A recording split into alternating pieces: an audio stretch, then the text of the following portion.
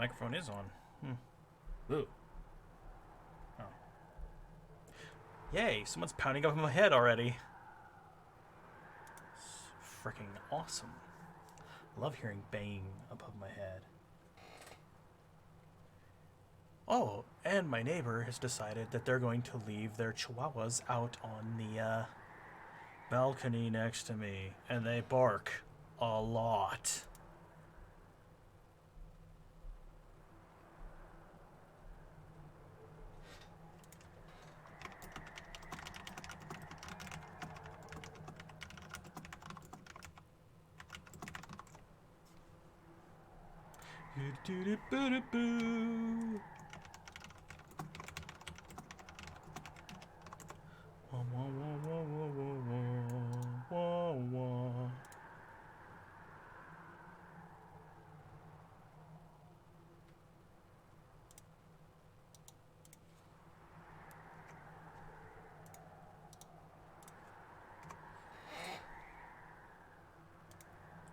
Oh. Streams are going to be happening later just because, well, every day I get up late in the day because pounding above my head at like 4 a.m. And, well, that leaves me a certain amount of time to do exercise and stuff. I like having my walks. And at certain times of the day, there are weird people. Talking people that walk up and down the street picking up rocks. I missed a couple weeks of streams because one of the things I was doing was paperwork. I had to run around town and just get things, and I was done with having to do my annual recertification twice in 1 week because there are two companies that control my housing. There's one that does the main stuff, and then there's basically a third-party company that assists with funding, repairs, and other things like that. I feel like they're kind of like a money battery or something. I don't know. And just general other stuff. But I'll be getting back into streaming and all that. Wednesday will be Grim Dawn. Next week I'll be getting back into Dorcas Dungeon, or whatever I call it. Because I like it. It's just been a while since I've played it, and I want to make sure that I understand it, because if I make like a couple stupid mistakes, I'll lose like a bunch of dudes.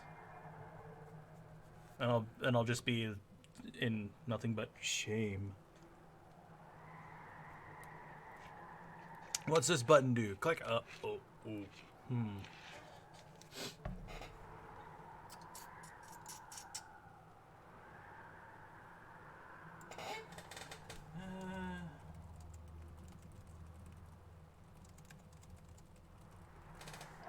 Is the stream working? That's the question.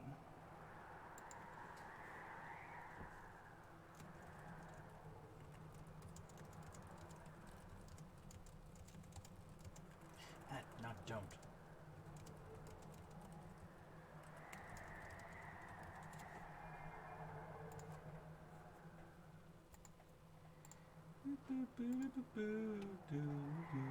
Open the chat so I can see this. Okay, there we go.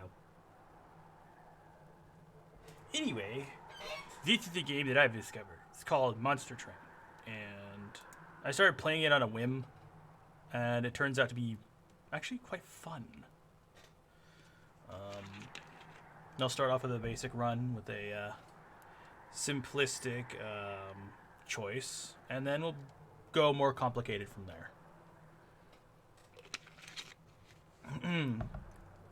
It may seem like I play a lot of roguelikes or rogue-lites or whatever they're called, depending on what type of rogue-ish game they are. But really, the vast majority of them I actually do not like. I like things like Barony because you can play it with a friend. But I feel like there could be things that are done better in it. I like Monster Train. I liked the first Don't Starve. The second one, I'm sick of having 4-hour runs. I'll just say it right now. I don't want to sit down in the game and play it. There are those dogs barking. Hopefully that's not making it onto the recording. that's another reason why I was kind of hesitant to do streaming, because they bark a lot. They might not make it into the recording at all, though, so hopefully. Or there's some guy mowing the lawn underneath my window for like an hour, 2 hours. I'm not kidding, too. There's like a tiny strip of grass.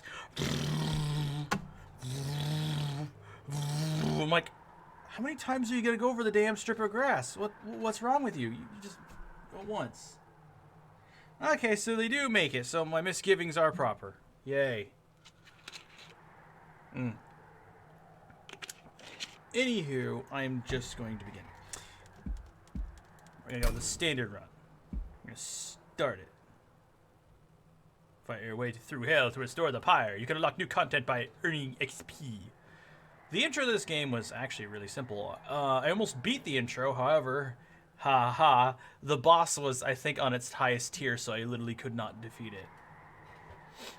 It had like 3,500 hit points when it's supposed to have like 1,000 or something like that. So you're supposed to lose the first run, I guess, to show you what losing is like. The story of the game is, well, once it's done loading, I'll just show you because it's easier that way. There's a little cutscene or whatever. Oh, wait, no, I have to pick the choice first. Let's see here. So, you pick your primary clan and your allied clan. Primary clan, you got your Hellhorde. They're pretty aggressive. They like armor. They like stabbing people. Some or a lot of them are kind of fragile. Oh. You pick this hero. He has his own upgrade paths. And you get a bunch of flaming rock spells to throw. This is unlocked at level 5. It's an alternate hero choice. They have different progression. They also have several of the Impling cards that they can use instead. They're different. But anyway, the deck that they quote-unquote use is, again, aggressive. A lot of their champions seem to have somewhat low health. This is what I'll be starting with because it's a very easy and solid choice, I think, for new people, and I'll help you understand the game. Because they get the healing spell! Notably, their champ has 0 attack on their card and 10 hit points, but that won't matter, trust me. The other version gets root seeds instead of a heal. By the way, you get several of these cards. It doesn't tell you, but I think you get 5 of them in your deck, which it'd be nice if they did tell you that. But generally, I like the heals. They're nice. But that's a different choice. You got your magic people. You got your odd mechanic people. Go over that maybe. Your second odd mechanic people, where this is like your people are just disposable. This is like you have. It'd be easier to show you that one. Again, rest assured they're complicated. This is the DLC race that is less complicated, I think, than the Melting Remnant. Oh, by the way, that's a Primordial. Let's quickly make a bunch of noises at you guys. Right. And since probably when you start the game you only have the Hellhorned and the Awoken, let's just do it that way. We'll make it simple for if anyone is new and wants to try the game. Or even just doesn't know the game and wants to follow along. As in, like, understand what's happening. Alright. So, we start off in Limbo, and this tells us what we're up against to start off with. We have Talos, the Architect. Friendly units, when you summon them, they enter with Sap 1, and it tells you what Sap does. It decreases their attack. Now, the stacks of Sap decrease by 1 every turn. It does not decrease your attack by 2 every single turn. Like, it doesn't increase. It doesn't snowball on you.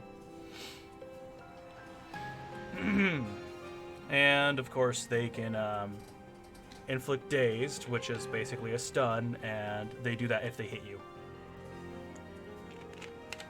You'll get to see that on the third ring. Darkness Incarnate, and the final boss. That's the debuff remover, or the buff and debuff mover. That's a pain. We'll go over that in a bit. But what's more important is the Horde and the Dark Forge. Also, this place is hell. It's currently frozen. All the way to the frozen heart. Our task is to bring a train with a big old fire crystal in it all the way there to reignite and warm hell. Because it's been frozen over by the Seraph. Or whatever. They call themselves the Winged even though they've had their wings clipped. So sometimes they're called the Clipped. I'm not entirely sure what's going on. There's a person called Seraph the Traitor. Which is, you should be able to see it.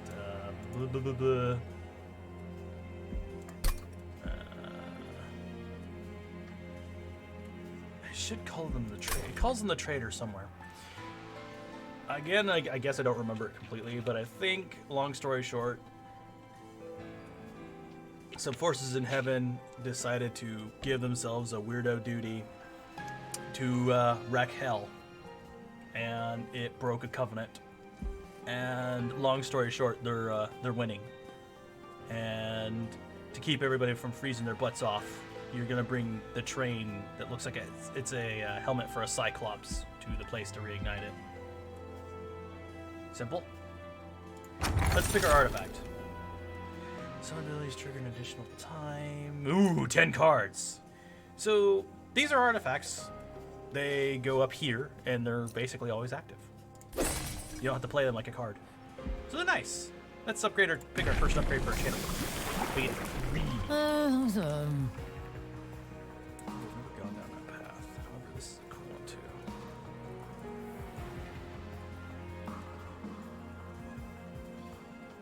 So basically, you're picking your ability. Rejuvenate is an effect that triggers whenever they're healed, even when they're at full health. So we can even see it in the top side or whatever. It lists the effect afterwards. Revenge is something that happens whenever it's damaged, and it will grant a 1 attack, 1 health to the friendly unit with the lowest health. So basically, every time this is hit, it strengthens anyone around it, and if no one's around it, it'll strengthen itself, which makes it very interesting. However, I've not gone down the explosive path, and I want to. And then we have our first battle.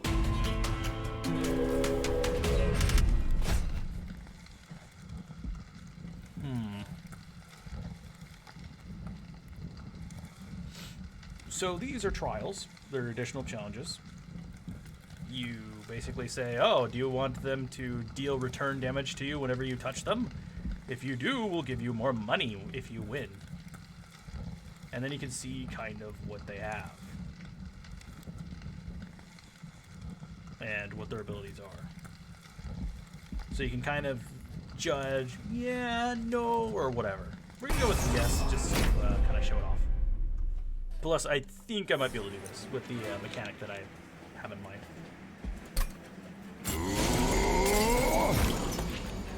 And there they are. And this means that they have spikes. This also tells you what the stack level is.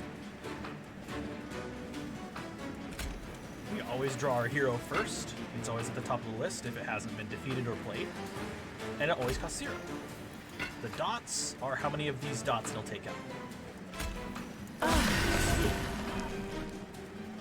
If combat were to occur, this person would be struck because they're in the front. So say I place this guy down and he were to attack, he'd always attack the person in the front, which would be him.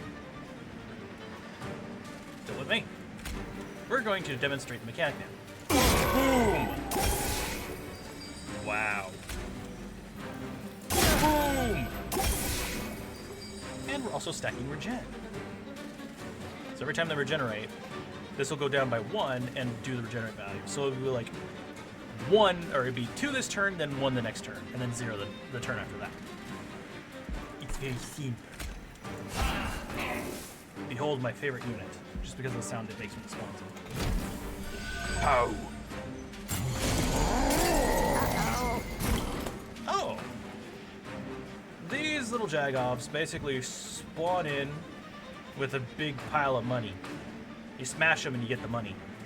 You only have one turn to do so.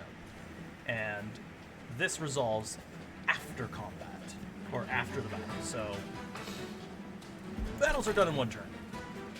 So if I failed to basically knock these two people down in one turn, they'd move up to the next level.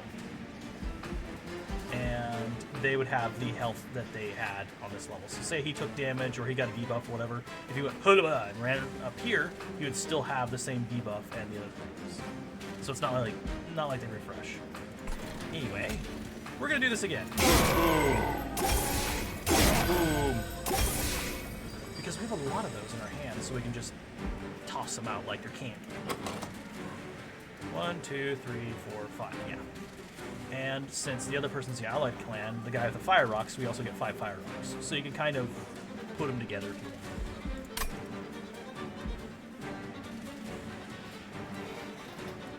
want. Who's reading at me?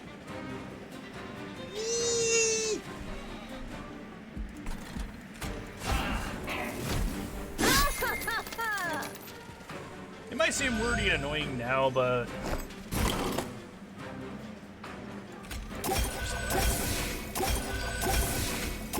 we're just gonna build up that fat regen, because boss battles are different. Here's the boss. He has Relentless, meaning you can't pin him in the room. But that usually doesn't matter, because he'll continue to fight until he or the other side is destroyed. So normally there's only one back and forth. They'll get to attack first, and then you respond, and then they can move up to the next floor if they're not rooted. With the boss, he will keep fighting until the side is defeated. So there will be back and forth. But we're gonna be cheeky and do this. And we're gonna do this so he can't shoot at us. And then laugh. See, in the second turn, it applied the Rejuvenate, which caused that ability to trigger, which led to our victory.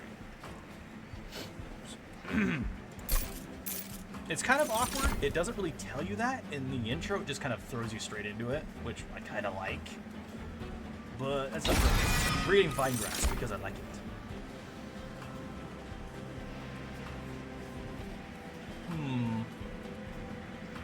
I'm really tempted to get that one. But also, there's this one, which is really good too.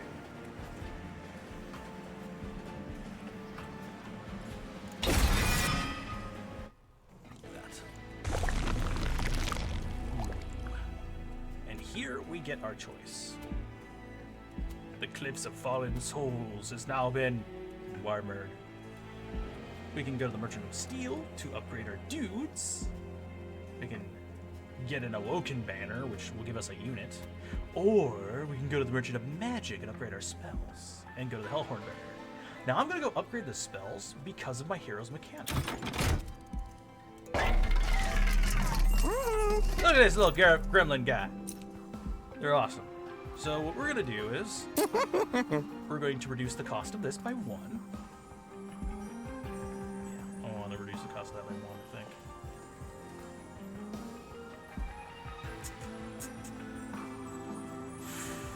Actually, no, I'm going to do a bit of a gamble.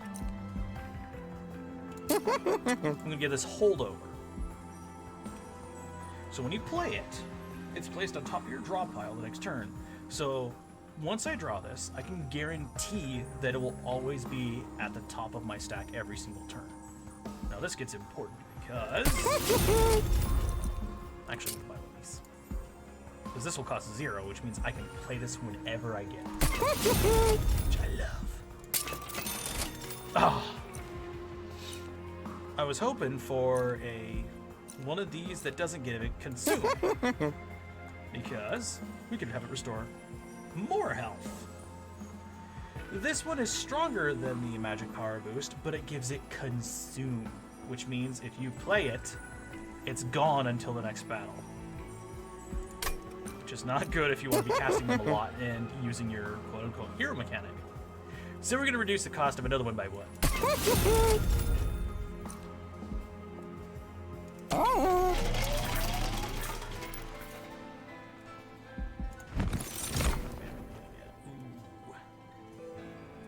Fragile.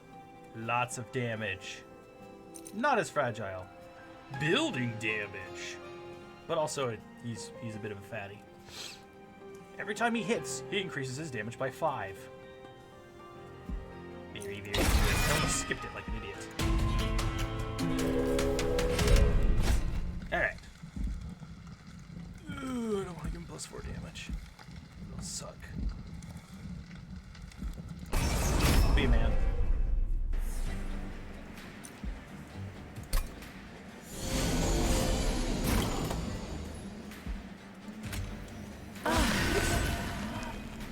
Hello. Ooh. Zero cost card. If he didn't die, that would have pulled him to the front. Now this guy has an annoying ability. Whenever you play a card, he gets +1 damage. Or play a spell. Does not like. It is mean. Oh, also.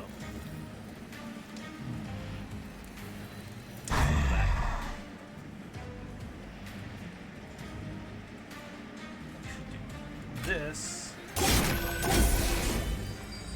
And that'll reduce the damage that they effectively take by 1. See, it's already accounted for in there. He gets a punch in, and he gets to increase his damage.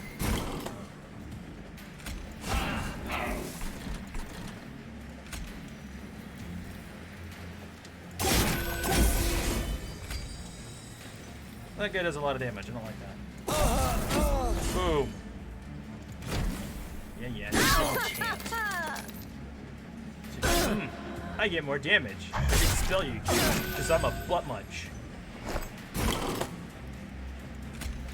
Healing. Oh, look, I can cast both these. Now, here's something interesting. You might think, oh, I want to put magic power on this and make it really, really strong. Did you know you can cast these on your own dudes? Yeah, you can. They're valid targets because they turn green. This is important for if your character, if your dudes have something like revenge.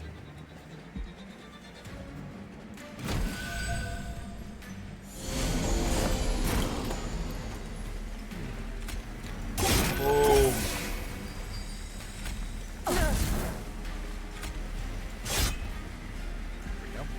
Now this guy has an interesting power. It's called Sweep. Every time he attacks, he gets to hit everyone on the other side. If we had spikes, that would ruin him. But we don't have spikes.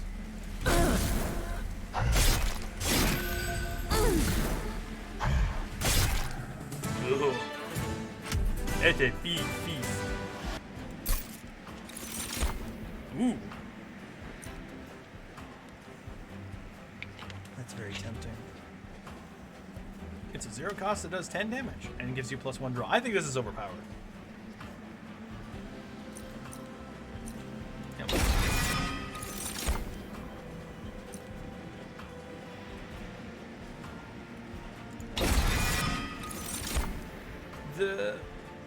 The team that gets the team that gets the most, if not the only heals, is the Awoken.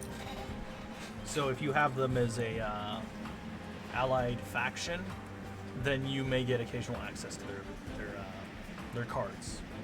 I haven't seen anyone else that really does anything. Ooh, I want another artifact. Oh, where can I do that? Cheaper prices. We don't have any imps, otherwise I would love to bring this guy around. The Consumer of Crowns, but I always read it as Consumer of Crows for some reason. He has a huge amount of attack. And he has a fair amount of health. And, well, if you play a bunch of imps, then you can play this dude for relatively cheap, and he will annihilate stuff.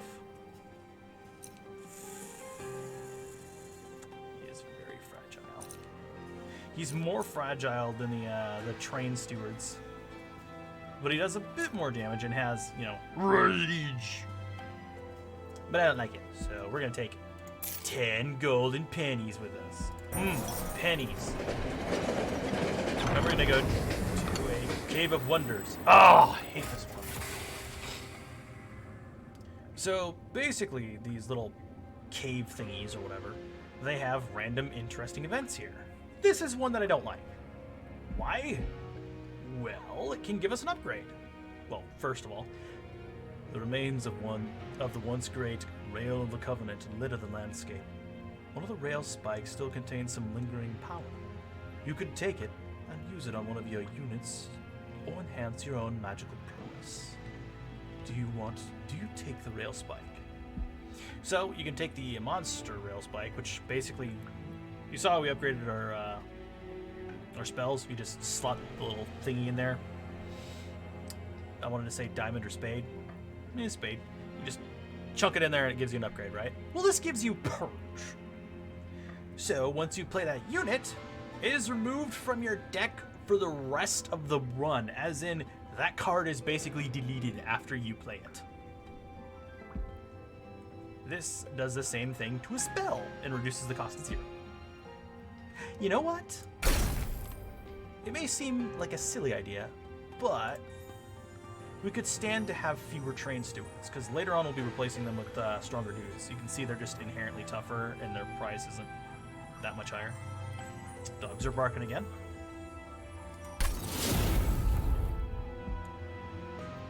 You take the rail spike, applying its remaining power.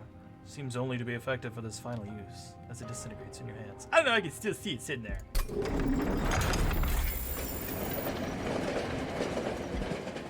So if you want to have fewer cards in your deck, so you draw the things that you want, you can always slot in there. I could have done that to Torch. I probably should have, actually. But either way,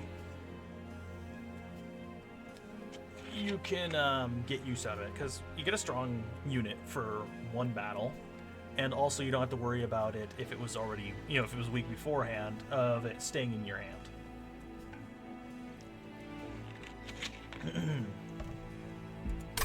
And I didn't think about that before when I was playing, because I'm stupid. Not very good tactically, and if I can play this game and win consistently when I'm not very good tactically, I think it's not bad.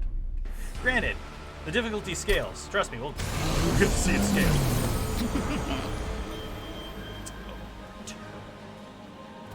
Do you do what I do? Applies days. Okay, it doesn't do the other effect. So bosses don't always have the same effect. If this boss appears, it doesn't always have the dazed effect when it strikes. Let's see. Units enter a sand. So sometimes this boss may spawn and have an effect where if they strike a unit, this one can float around the area and attack. It will push the unit to the back of the line, which is super annoying. But what we're more interested in is these guys. They have 1 hit point. They have 5 attack. Normally they have 1. That's because they start with Rage 2. So if you put someone down there, they take 20 damage, unless they're really fast enough to attack first. It's for this reason that we're putting this person up here.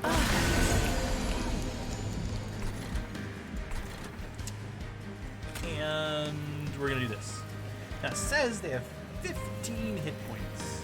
However, when you summon them, they give 40 max health. And whenever they rejuvenate, they get spikes.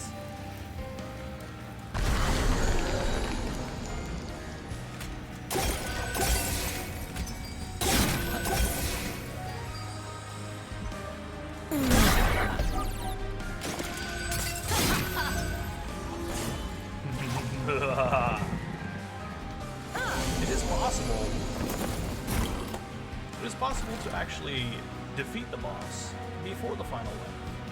Because when the final wave happens, they land here basically, or they will start going through floors one by one until they get up to here and start to attack the core. So they still follow the same rule of they will eventually attack on the final wave, and they'll go back and forth until they win, all the way up until they get to the core. Now, the one difference between them and the other boss that we fought is they're always out on the field, therefore they can be attacked and killed, therefore ending the battle early. We're going to continue to make this guy strong. So he'll have a silly amount of spikes, so if anyone attacks him, they will die horribly. Let's end the herd, shall we? Ooh. Nose burn. I'm just being cheap. Now their attack is 1 instead of 5. Important.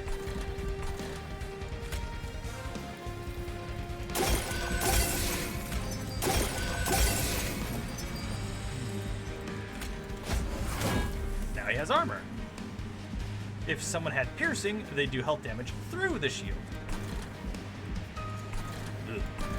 No, I don't like bow thingies being shot at me. No bow thingies. I could play a dude here, but we'll just play a guy. No.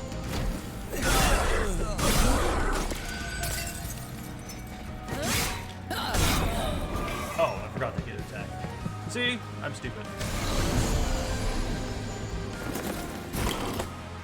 Not very many bosses actually float around and attack. Usually they just do something annoying, like play something that'll go pop or whatever. Oh no. These, so it's beeping now. These guys get haste. So if they're on the first floor and they have haste, they get run right up here after they're done. Here's how we stop it. No.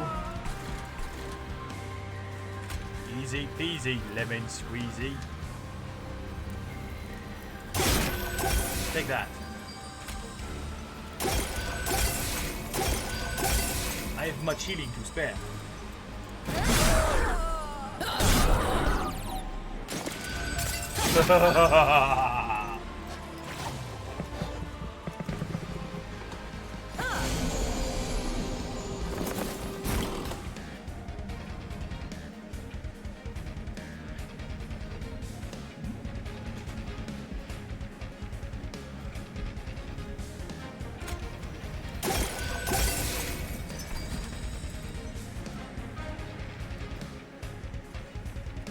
I don't think I need to use a super steward.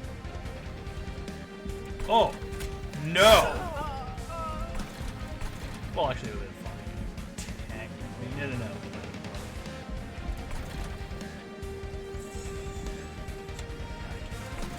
I don't know what we're doing there because you'll get destroyed super fast. Ooh, I don't. No, I don't have enough power for it. I'm trying to be slightly smarter than I usually am, and that's difficult. Hey. Now they begin attacking. But we're just going to ignore them.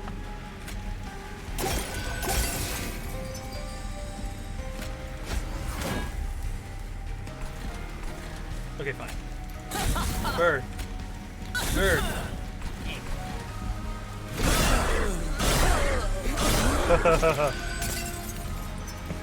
Some creatures get the ability to attack multiple times in a turn. So, if he had like a ×2 or whatever, that means that he gets to attack twice and goes slap, slap. Did you know that spikes or thorns apply for every attack? So if they slap you like 4 times, they take 30 times 4 in return. Damage.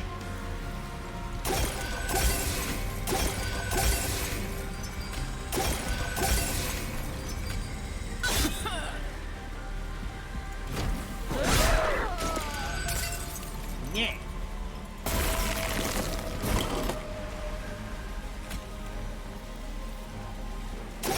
Dare I say it? Will I get them up to full health? I will. I don't think I can pull this unit in front, but I'm gonna try. Come here. Damn it.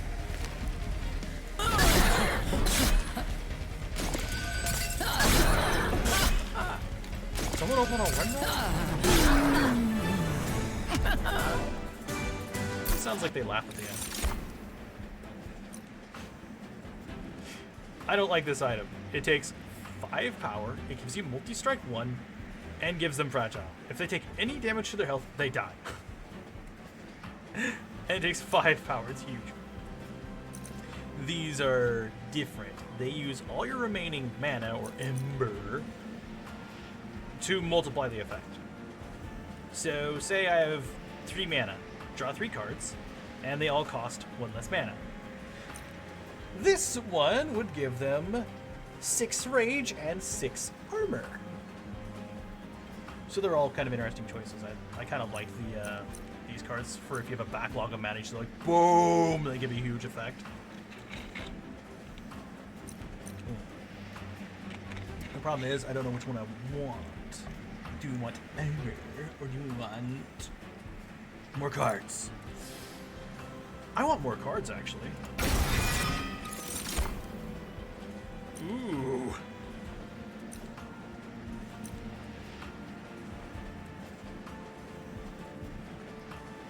White Mother sounds awesome. Steelworker's great too. So if the Steelworker is basically alive, every single turn, it says after combat, but literally after every... so if they're on a floor, and there's no combat there, but it moves over the next turn, so, you know, it resolves all 3 floors and it's done. Even if he wasn't in combat, he'll give everyone on his floor 5 armor, including himself. Great card. Plus he has a fair amount of attack and health. These give you a free sting spell every turn. And it's a draw +1, so technically, if you were to draw 5 cards, one of those 5 cards wouldn't be a sting. You'd technically draw 6, and that 6th card would be a sting. So it doesn't screw up your hand if you have one of those. The problem is, do I want that? Because it is really good. And also, so is that. Crap. I think I'm gonna go with a Steelworker because I have the Spike Dude. If I put the Steelworker behind the Spike Dude, then he is going to be even stronger. And if I do that, technically it won't take up too much space on a floor, so I could get more mana per turn. These happen after, I think it's every 3 bosses? No. I only get 2 of these a run in there. No, I think it is every 3 bosses. Technically you get it after the final boss, but there's nothing on the final boss, because that's where the game ends. So you can get 1 bigger size on each floor, so you can play more dudes, get a bigger hand every turn, or you can get more mana per turn.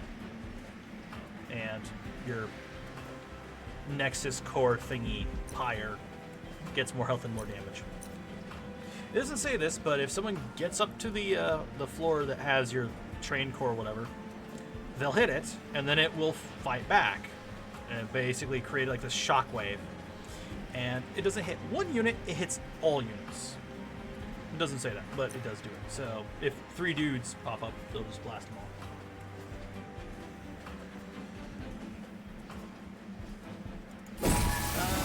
Power boosting it? Power boosting a card or whatever, the X cards, it'll add, if it's possible, if it had, like, say it does like 10 damage times X, it would, you know, say you have 1 Ember, it'd do 10 damage, 3, it would do 20.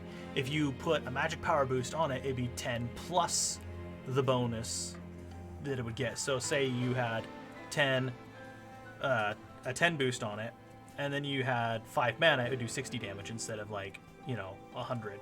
It doesn't stack that hard. I think if it does that, it might not let you.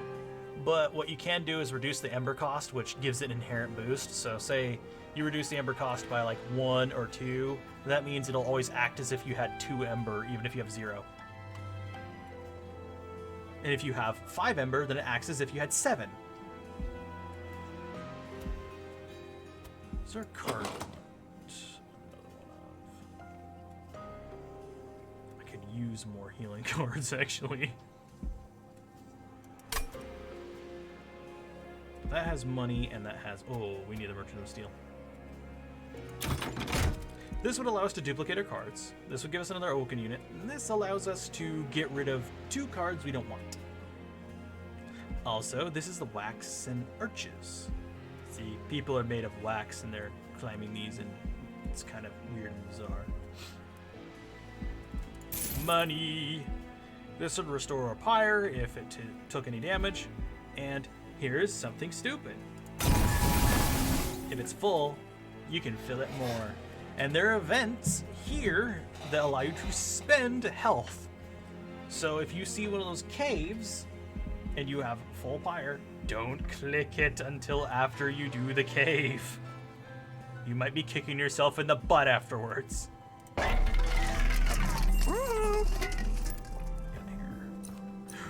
Endless. Oh, who can we jam this on? You. If it dies or is eaten, return its card to the top of the draw pile. So if this creature is destroyed, boom, get it right back.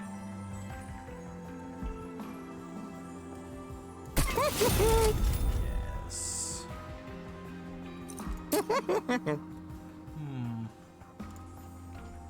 Enhance their damage. However, this one's going to be in the back most of the time because I like preserving his ability to restore armor, so... suit him. Now we're going to reroll it because...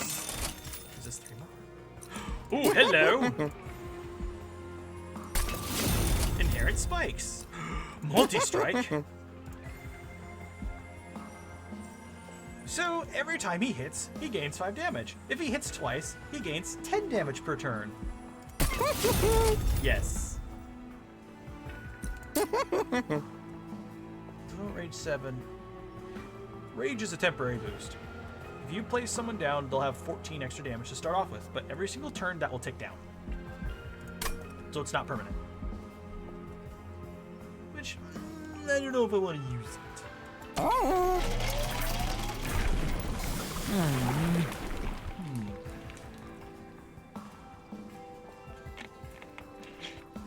I could go with Explosive 3. Although there's also Bristling. So every time they're struck, they poke back. I like that one. There's also this.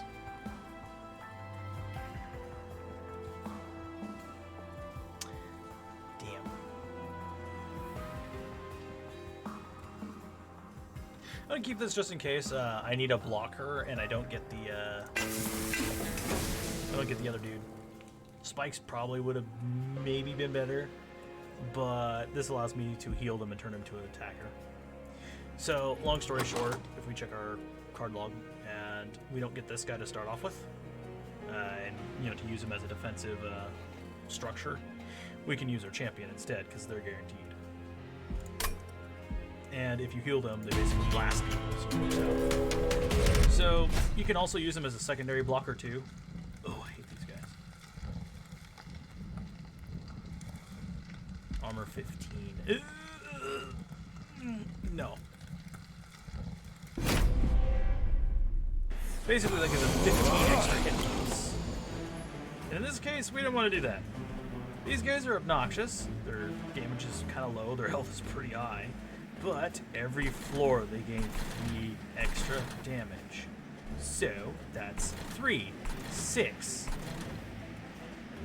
I don't know if that is 9. No, wait. 3, 6, 9. Yeah. So they do get 9 extra damage. So they'd be doing 11 when they reach the core. No. Does not like.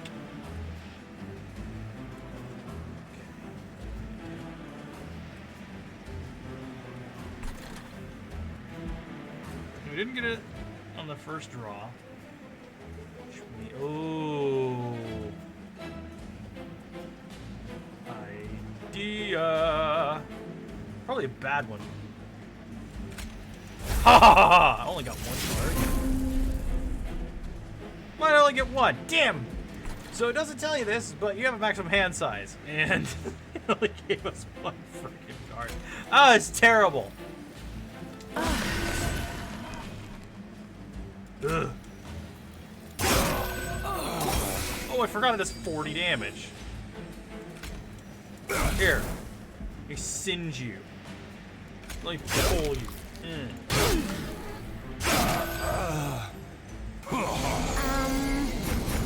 What are you doing up there? Quit it.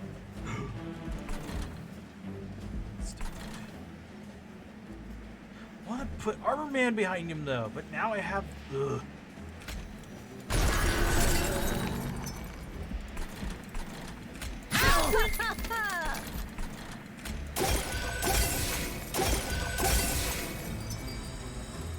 Made a mistake.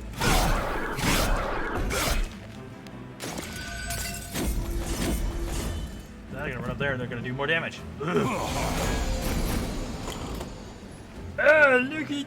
I always have a weird posture. Oh no!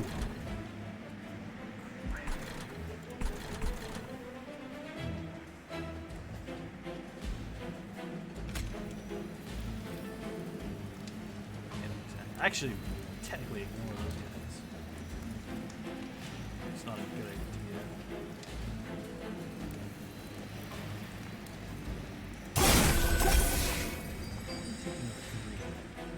That's a 2 and that's a 2.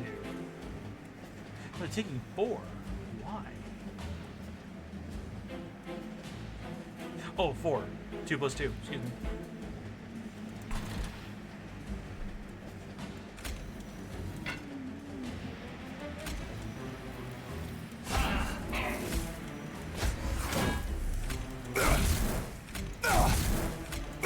Well, almost.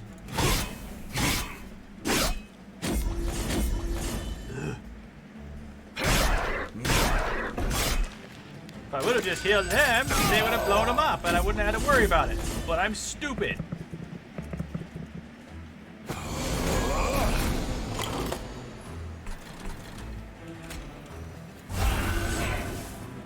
Has to stop. Ha-ha! Eat poop!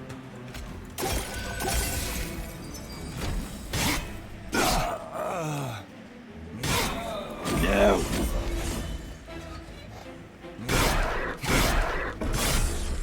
Now, if we had the Hornbreaker, we could just do damage straight to their armor and drop them. I think that's why you don't see them very often at this point.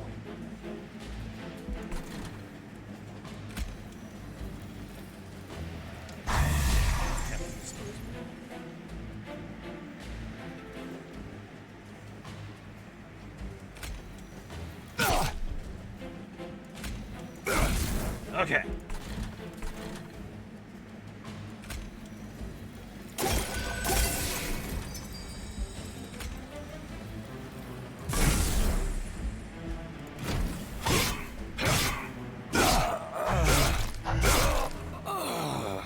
Yarn.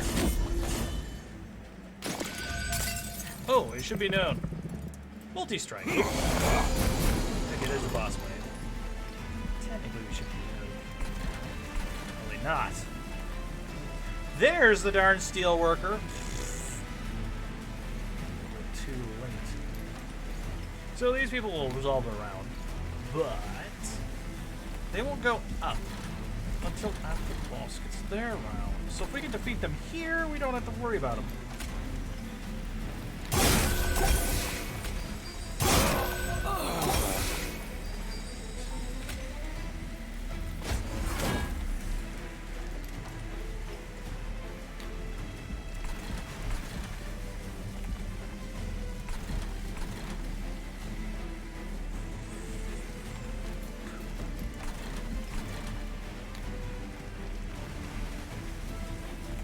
Yeah, either way, the core's gonna take a bunch of damage.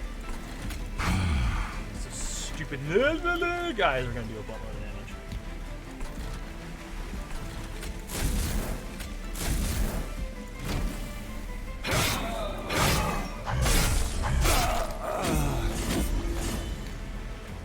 Then you get more higher level regen cards from this, so you can just blast people constantly.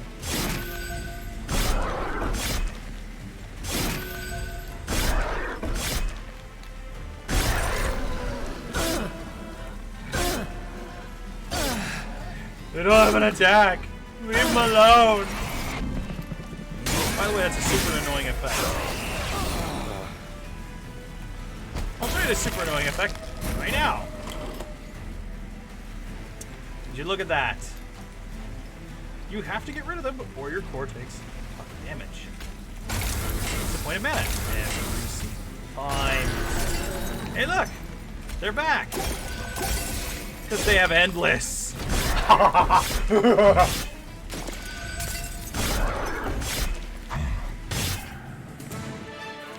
Hammer.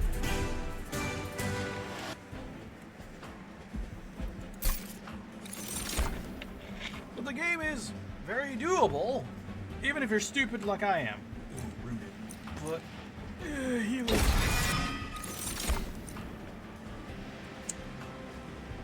I like imps, but I also don't like imps. Because they're really fragile. They're mainly made for you to play them, get an effect, and then have them go pop. They only take like one slot, but there are good effects associated with them. I'm not a massive fan of them right now. Especially since you have to specifically, I think you have to specifically build for them. I don't think they're very good at complementing builds. They probably are, but I don't know.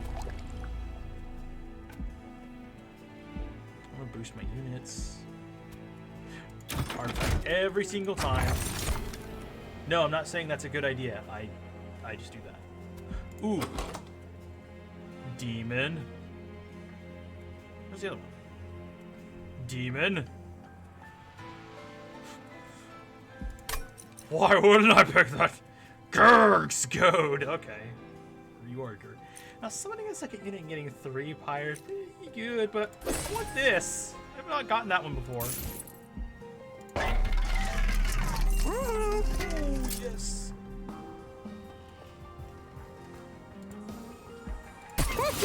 Oh, yes.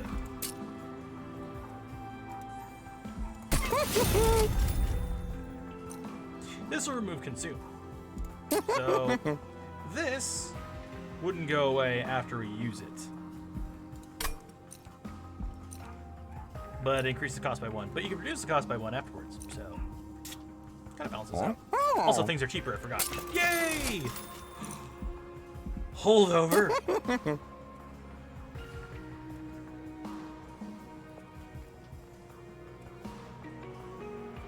I kind of want to put that on holdover and increase the damage. Because that goes through armor. It would have been really nice to actually have constantly.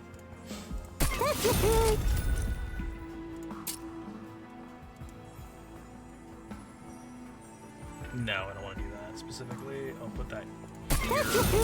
So anytime we get a restore, it'll just be free. There. Now this does 5 damage twice. When we increase it, it does 15 damage twice. Yes. Yes.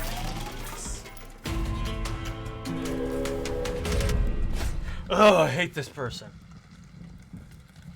They start combat stealth. They start with stealth like 6 or something. So they get 6 rounds where they can just pummel you. No, 8, excuse me. They get 8 rounds where they can just pummel you. Bam, bam, bam, bam, and you can't do anything. Drive me crazy. And they do 12 damage. That's 96 damage that they get a deal for free. But since we have spikes, I mean, all it won't be free. Ugh. Mean. Don't like. Artifact lore spikes 4.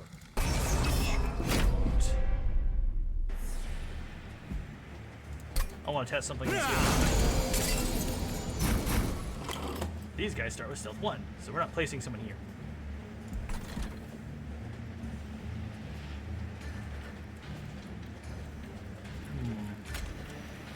I can feel. By the way, their dialogue is representative to their type of being from Hell. So the Hellhorned demons and the like are from a specific ring, and I think the reason why they are the way they are is because, well, they're in Hell. I think their sin is wrath, maybe. I don't know. But each and every thing here, or entity, has an association. So the Melted and all those people, it's It's bizarro, and you can read about it in the log book. It's not on the cards, and you can't find it here. But if you go to the log book in, oh, you can actually just access it from here.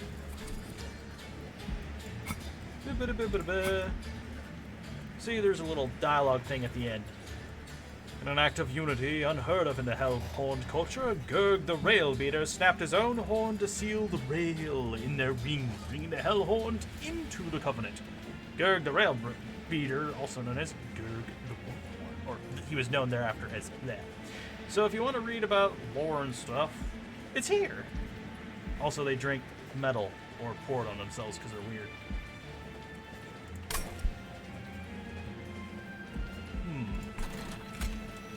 You can go.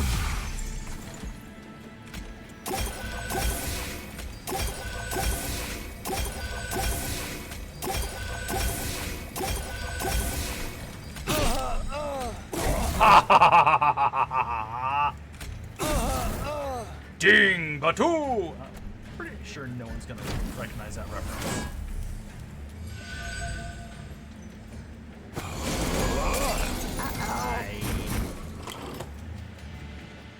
Boy, didn't you choose the wrong place to be?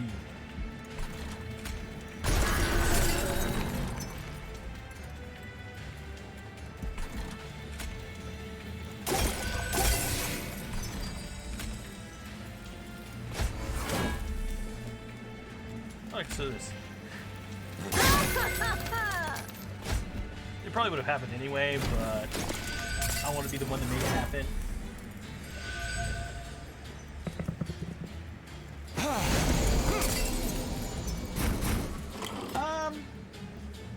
The Awoken, it's not just free draws. Healing is a big mechanic. Stat boosting is another one. It's all just flat pluses, usually without a drawback. Like this, you move a unit to the front and apply armor 10. That can be nice. But this is just like you heal and give them regen. It's very simple, very straightforward. That's what makes the Awoken very good to learn. It's just they're, again, simple, straightforward. The Hellhorned are a bit... they ride much more aggressively. They're less consistent.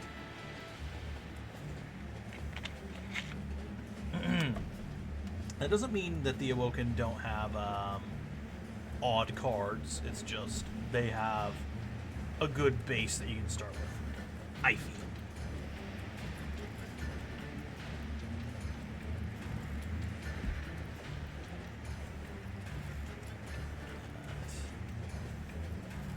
Doesn't have what I thought it did. No, I don't want to summon another.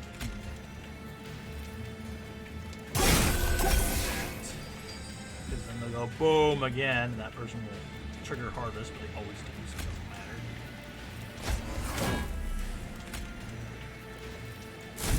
matter. Bird. Bird. I need to upgrade those. 2 damage is terrible.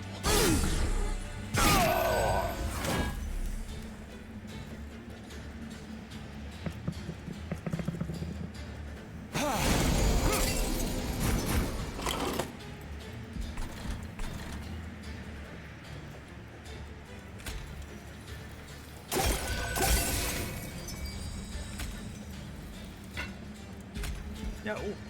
Go down. Hee hee hee hee. Ha ha. Ho ho ho ho.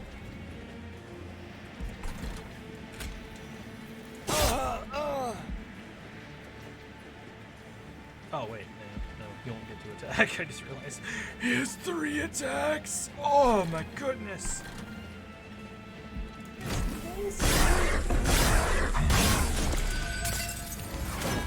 I don't put him up there with Endless, but I didn't draw the armor first to look at. No, I would have put him on the bottom because those guys, they're mean.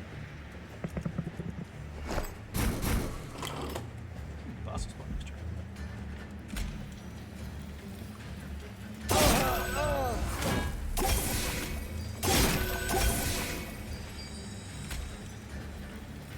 Boom.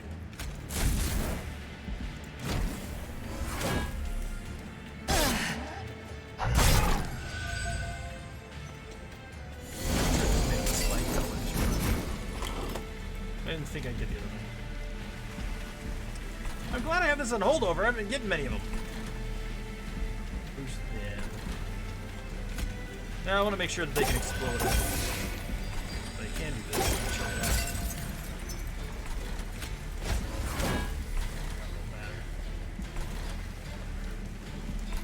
What? Yeah. Boom. I don't like you. So they're gonna freeze this. Any idea how long it's gonna take to thaw that? Look at that crap.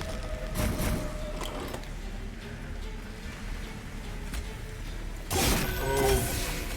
Boom.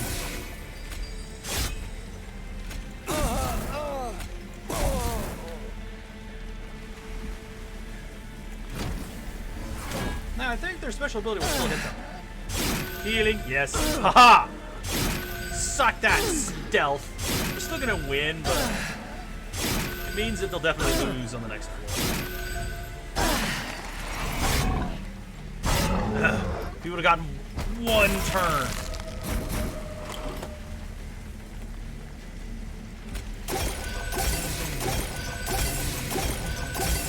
Yeah. I just wanted to play a bunch of spells before I got them. Oh, rage doesn't decay. So now if they got the rage, it wouldn't decay at 1 stack per turn, so that other thing that would have given rage would have been better. That's how it goes. So, long story short is, you play this, you get 3 sting spells in your hand, so you can just go flick, flick, flick, flick. They're cool. Or you can draw 3 cards.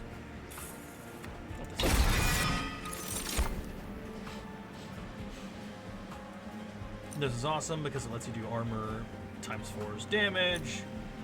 This means you can bring a dude up a floor. You can bring them up a floor and it makes them dazed for 2 rounds so they can't attack. However, if they're dazed, they can still go up a floor.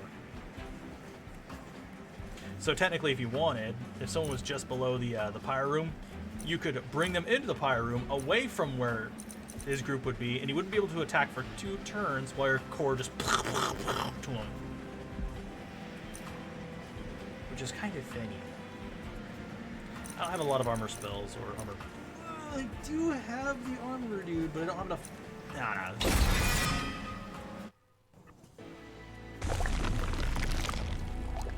Cave or unit upgrades. Cave or unit. Oh, duplicator.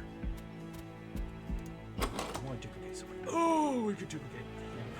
No, we could duplicate a steel worker. That would be nice.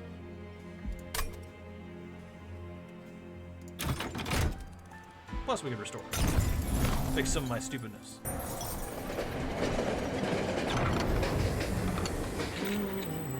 Oh! Rail spikes from the rings of hell have been driven into a stone near the rail like some sort of monument. At the base lies a hammer, carved with ancient runes. You can't make it all out, but what you can talks of a founding of the Covenant. Could this be the birthplace of the rail? But with the Covenant now broken, these spikes serve no purpose here. Many of them are lodged too deep into the stone to take. But the spikes of the Hellhorned, Melting Remnant, and Sticking Guard are loose enough to pry away. Which clan's rail spike do you take? So we could get that rage and armor thing. We could get something that gives bonus damage to everyone on a floor. All of your friendly units on a floor. And Burnout 4. Burnout, it says right there, it counts down every turn. When it runs out, the unit dies. So your units will have 4 turns before they go and fall over. It's good if you're Melting Remnant because you might be able to replace them, but if you're not, yeah. Sap and Frostbite, those are also very, very good. But since we can have Permanent Rage, let's get this one.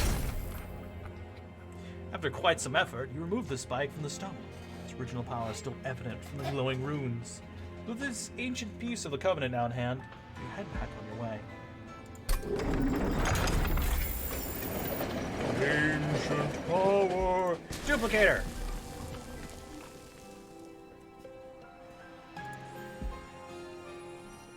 Give me 2 of those!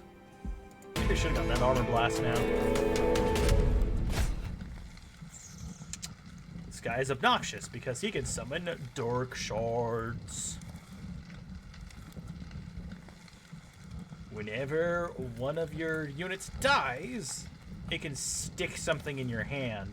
You know those little things where you have to discard them and pay money or pay mana? Otherwise it does damage? Yeah, you just cram those into your hand if they're on the floor of this thing when they go down.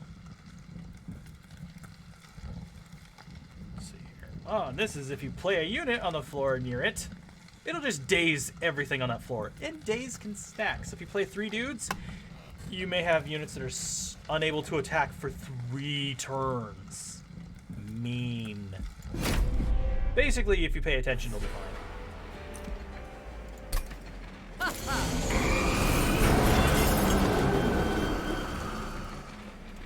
And that's the one that dazes.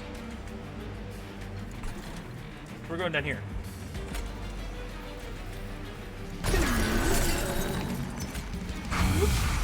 Those dogs are barking again.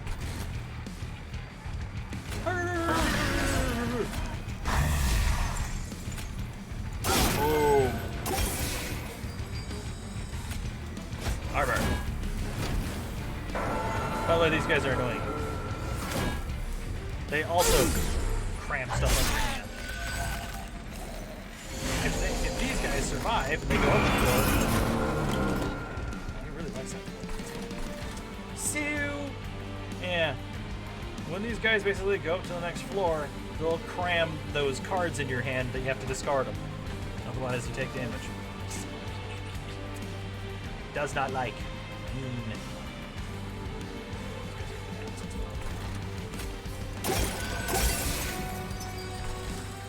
Do I really need that? Maybe. Oh, Steelworker. I can stick him at the top as a just in case. Because he'll just armor himself up. Give me cards!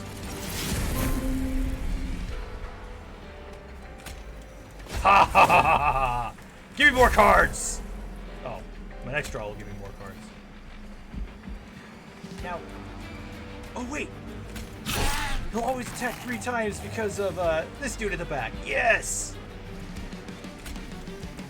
Oh, it's not enough. Just burn him. They can't be targeted with those things.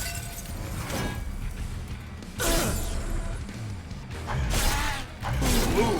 Boom!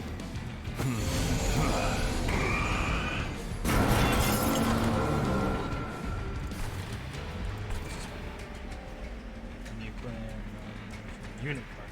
Well, these aren't unit cards, so.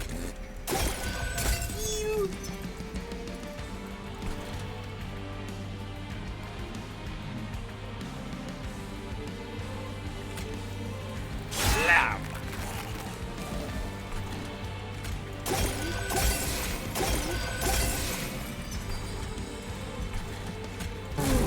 Toasty. Toasty! I want more teammate cards just because of this.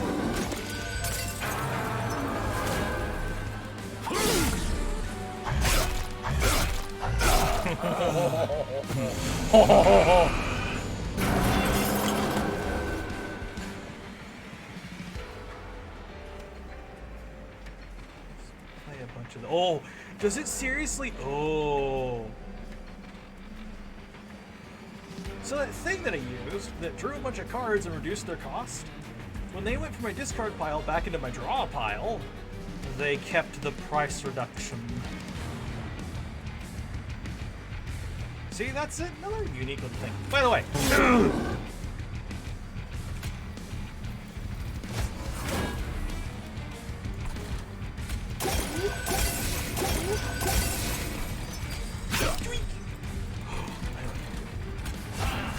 I need to talk to my neighbor about the dogs. This is getting ridiculous. They constantly bark.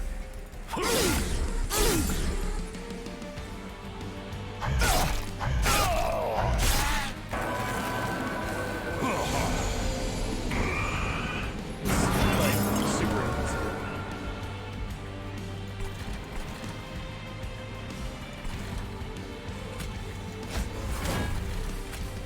Hey, do you like those?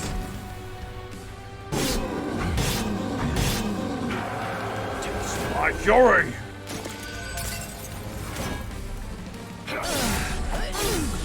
Yeah, they call themselves the Clip. No, the Seraph is the Clip are the people that are underneath them. I believe that they're people that had wings, but they had their wings cut off. That's why they have those. I think they're all penitent. I'm not sure. I don't need to blow them up with mine.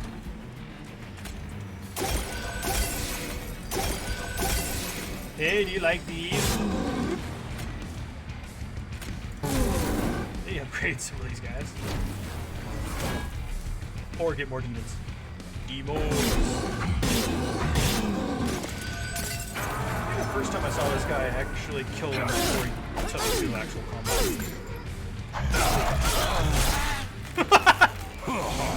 Just a rocket fist. And they all go down.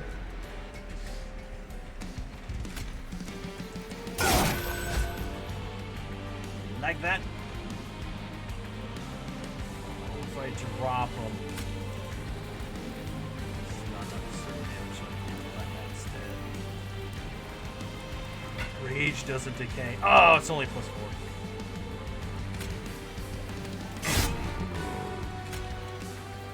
Boom! Oh, that hurts!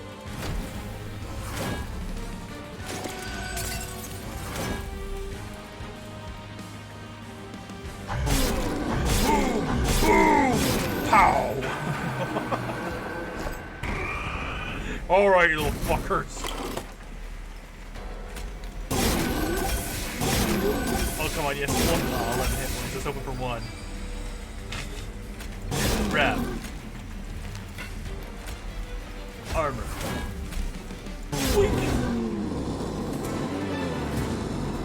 I should have let my demon punch him because it would have been funny, but still. Ooh, another one of those. I'm very tempted. Oh, that is awesome. I'd love to reduce the cost of it. Because I really like that one. This will give it 10 max hit points. So, if your health is like 30 out of 40 and it gives it to you, this will be 40 out of 50. Plus it gets spikes 3. Isn't that awesome? Also, 25 armor. That's nothing to shake your nose at. That's a consume card though. This one is not. That's why its price is high. Oh, you know what? These. Haven't used them though. But still, permanent rage.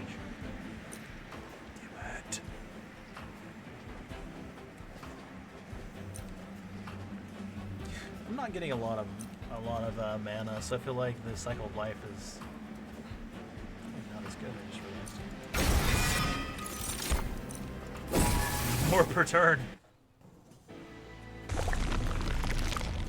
All right. So, got boons, better magic cards. Ooh, unit upgrades. We probably need that, and a cave of wonders. Almost. I restore my pyre before I went here. Oh, hello. The historian approaches the open door with several large books in the back of his strange carriage. My time in hell has granted me access to the records of so many fascinating clans. The pages have lost their value, however, so I've memorized their contents. I have the records of the Hellhorned, Woken, and the Wormkin at your disposal, though I can only bear to part with one for now. Which clan's tome do you take? We get the Book of Fragility, which I don't like. Because if, basically, you run into one unit with spikes and bleh, that guy's gone. I wonder if armor, is it health damage? Yeah, if the unit loses health. So if they have a bunch of armor, it's okay. However, this one gives you quick, which allows you to attack first in the turn order. Very important. This will allow you, so if you play the, you know those things that are consumed, so they're out of play until the next battle, this would bring them back. Very cool, because if you use this, then you use that, well, it'd bring that back. And if you had 2 of these, well, you'd never run out. Anyway, we're getting this one, because that's my favorite. Well, out of the tomes, I think it is one of my favorites. This is a merchant of trinket. I thought it was a steel merchant. Ah. Let's start.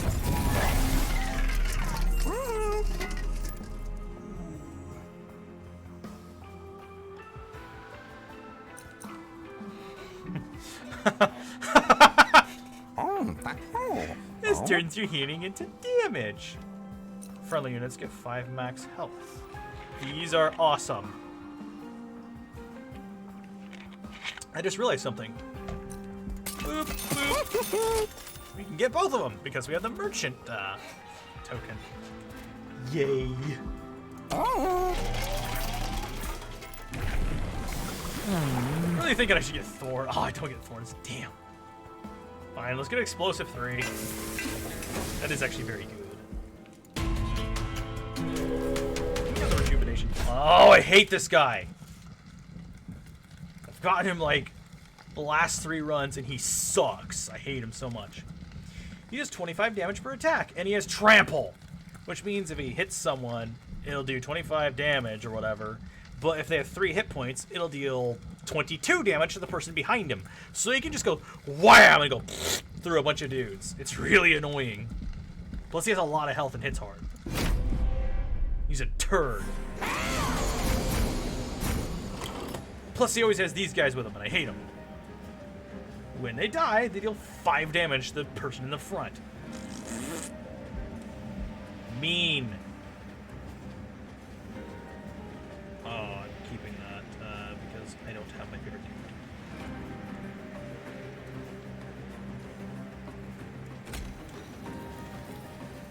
And let's drop you off in the front. Guess we know you're trapped. Friend. Let's fortify you for the beating that you're about to get.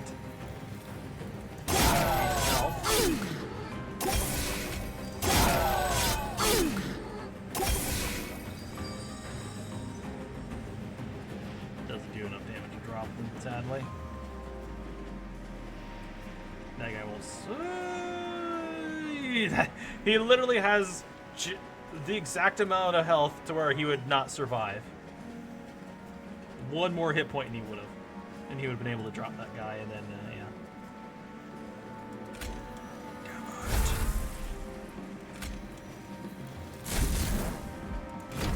These guys have a buttload of health too. Like the makeup of his of the weird guy's encounter with the trample attack is not nice.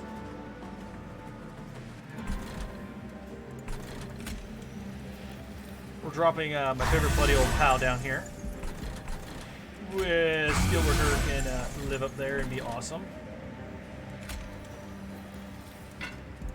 It's not good enough, is it? No.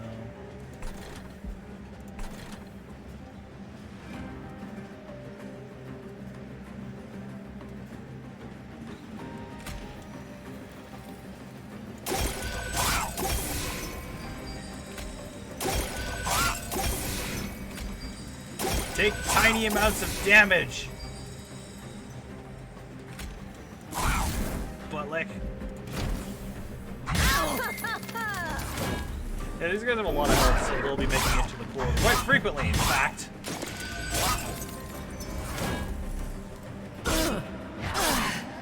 Ow!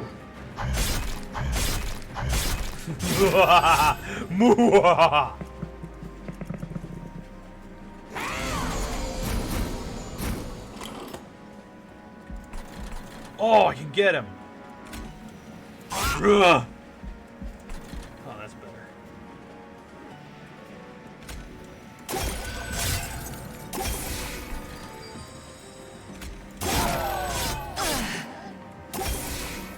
Ow!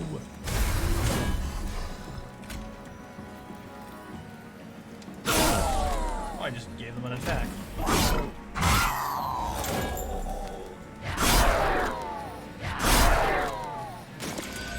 Annoying.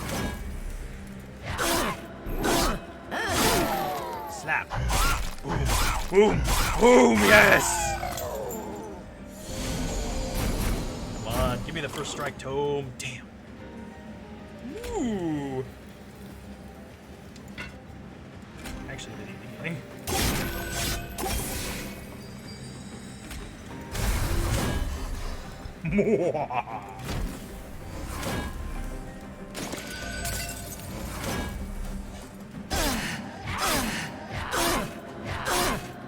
No!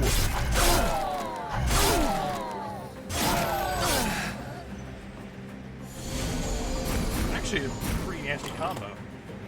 But I need more healing!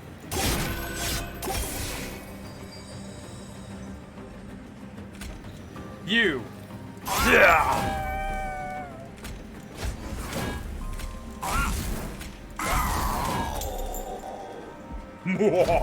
Actually, having a lot of mana is very useful. Of course it's useful. Blech.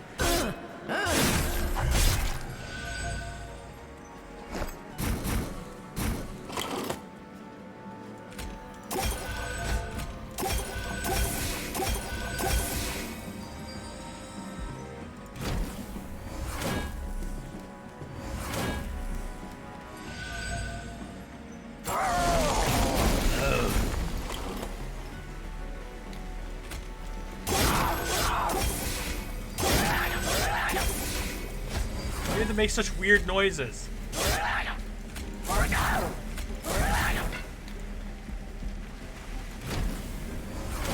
That butt munchkin.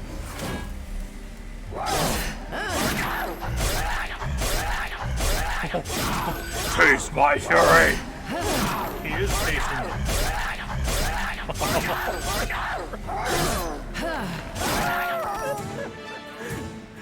Too bad I didn't stack like 2 multi-strikes on him, so it's just like boom, boom, boom, boom, boom, boom, boom, boom. That could bite him in the ass so bad, though.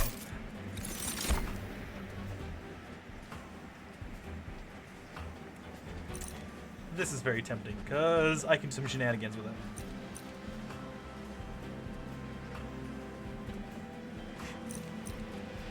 This one tempts me too, but we don't have the slot for it, so we're going to do this because, like I said, shenanigans.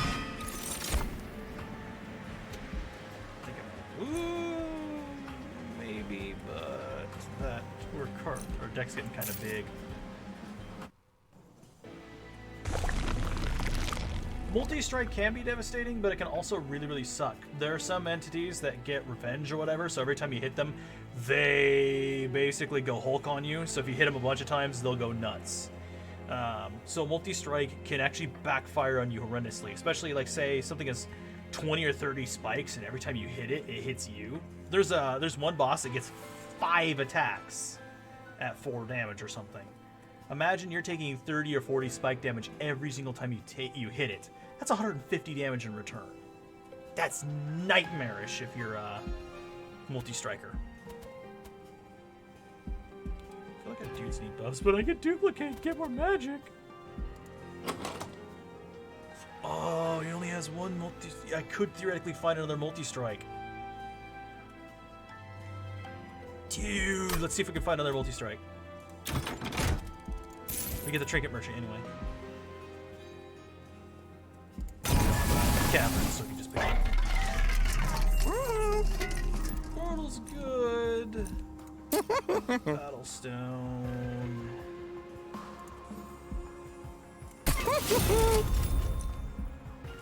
Another one. Damn it. This is nice if you have a lot of slots, because it makes them bigger, see? And it also makes them a lot tougher, but we're not. Our space is at a premium right now. What is that? Is that like a probe drone or something? I think I've seen that in a video game. I could increase its damage by 10. How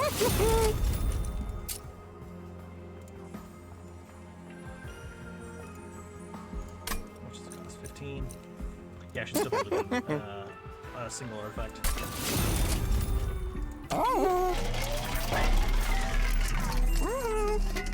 Sting spells get 20 magic power. Oh, fine. Let's see what the reroll would have been.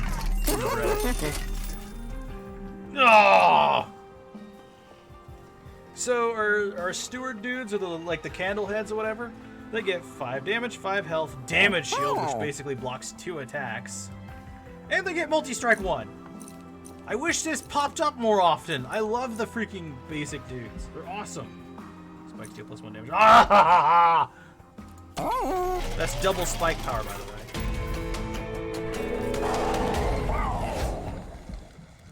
Oh wait, it wouldn't matter because this guy can go whoosh and remove half your spike stacks, half of your regen stack, basically half of anything it doesn't like, including debuffs on it and its units. Did you know there's a worse version? The worst version is anytime you play a spell card, like the first spell card you place has consume on it automatically. It sucks. Yo, what up? I brought my friend here. He's going to punch you.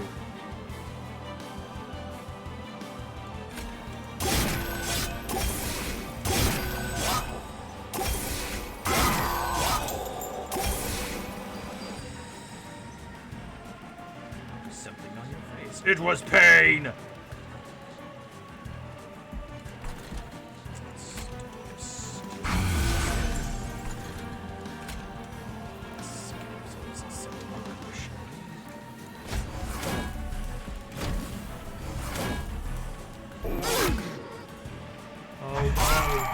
Bam! Bam!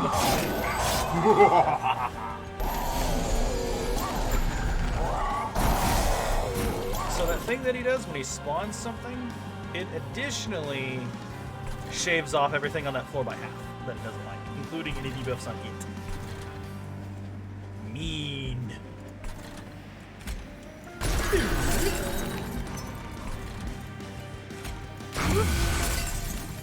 Oh, would you look at that? Oh, I hate these things so much.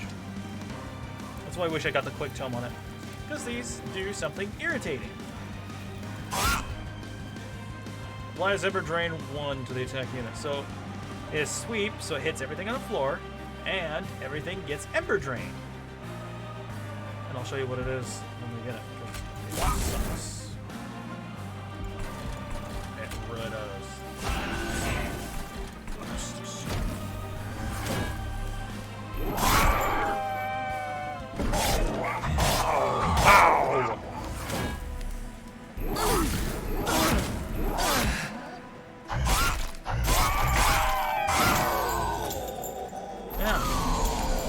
So our next turn,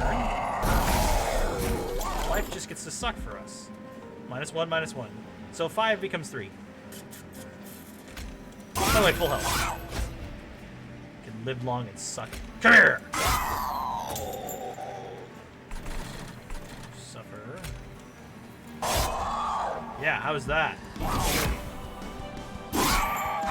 Flick steel feather things at me.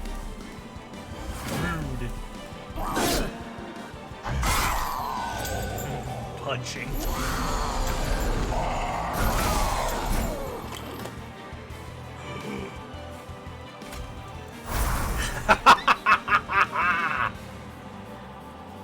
Let's see here. Quick, I don't think is actually specifically a buff. I think it's a quality. Buffs are green, so it might not be able to remove them.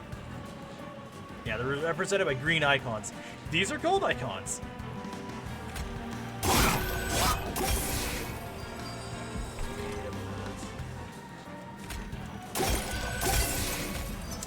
Remember when I said shenanigans? Shenanigans! We went over the top, but he's in the back. There are some items that you use to bring into the front, but still, now he's there too! We have more people than we should down there. Let's... You see where this is going.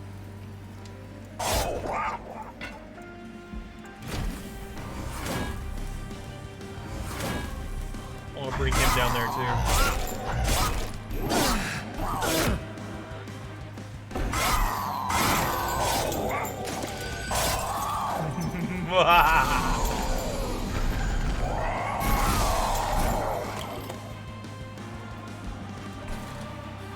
And here we can. Whoop.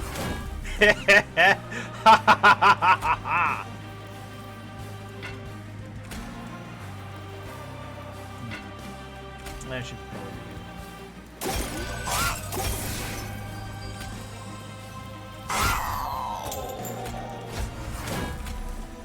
I actually forgot that I had that card. The Monster Front card, so I thought like, oh yeah, no, it'd be cool if we had this. Then I realized, oh, I do. And since he is quick, he doesn't. I don't have to worry about him being in a position where he can actually get hits in, because he gets to attack first. Isn't it great? Get some more cards to be drawn.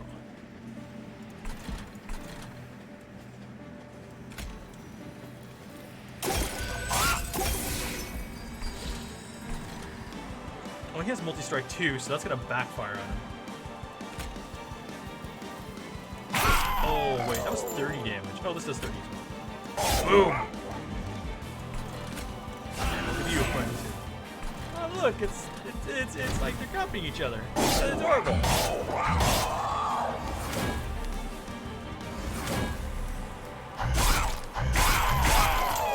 I love it when he just goes, huh, and he goes, pow, pow, pow, pow, pow, pow.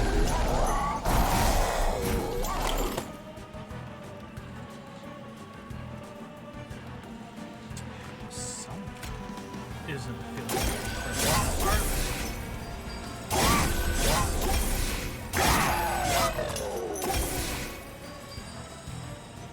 Oh, would you look at that?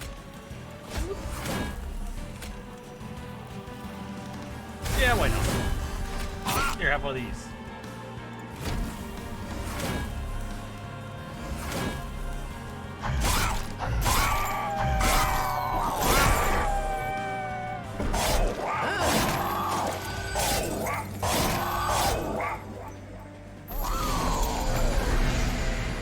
Oh, you're deciding to fight for Rita, huh?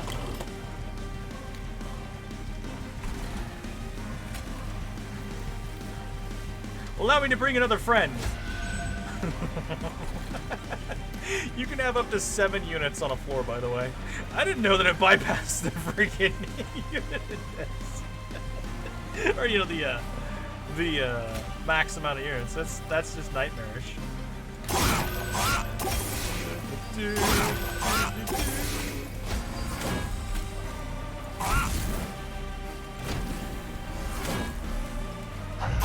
Look at our crew.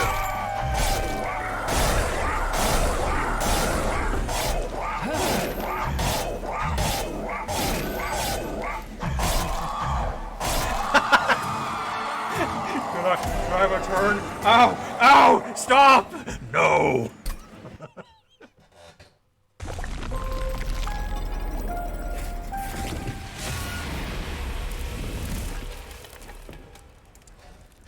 That's why the Awoken are really good faction. Very consistent.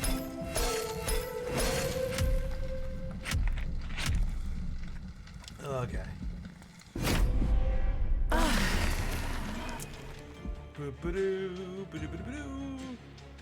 Now, let's get a little complicated. The Melting Remnant. The melting remains of the waxen arches, the melting souls and greedy thugs band together to reclaim hell. Yeah. Candle thug, religious people with lots of corruption stuff. That's not connected, is it? No, it's not. It's kind of like just there. Who are we going to bring with us is a question. Who wants to be allied with us? Actually, I like this allegiance with the Hellhorn. Let's continue with this. Do we want this or this? You know what? Go with the simple one. And we're also going to activate Covenant. We're going to be on rank 1 for now. So what Covenant is I think it's DLC stuff. But long story short, it very much changes the way the game handles. Enemies are stronger. Spade is available. Is it spade? It's a diamond, isn't it? Yeah. Diamonds are available. this. And additional random cards are to your starting deck too. And it can go up, like, woo-hoo. But it adds dead weight and stuff. Basically increases the challenge and makes things go nuts. I haven't got too far into it, of course. But it's decent there.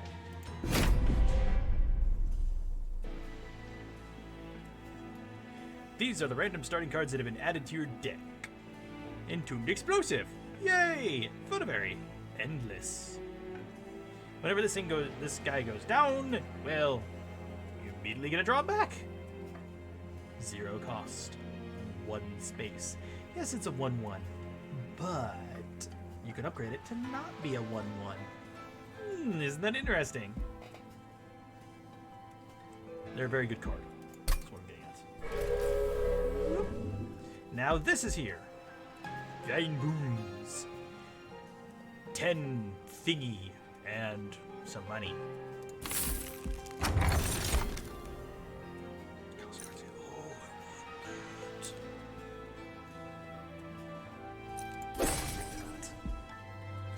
The other one, that was the one where you place 2 things in the 3. Yes! So, whenever someone dies on the floor, including your own guys, you get +1 to damage and +5. It's nice. But this, whenever combat ends on the floor, you can reform 2 random units and apply additional damage to them. So the waxers are unique in that their units are kind of disposable. And every time they go down, they can be reformed through various means. And their stats increase and they last a bit longer. He does that automatically, so you don't have to play cards to bring them back every single time. At least that's what this particular upgrade does. Now you can see threat level. This is threat level 2, which makes everything a bit stronger. I don't know if you can exactly see how much stronger they are. Some entities or a lot of things will scale infinitely with them. So you're supposed to reach 100 for the final battle. So there's a boss after the final boss. And if you go over 100, things continue to scale.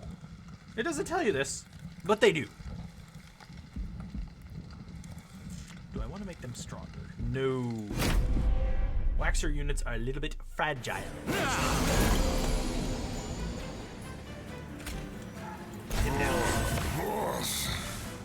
Now the dogs are barking in the hallway. These are 0 units. They do 9 damage. Well, they only have 3 hit points. But they only take up 1 slot.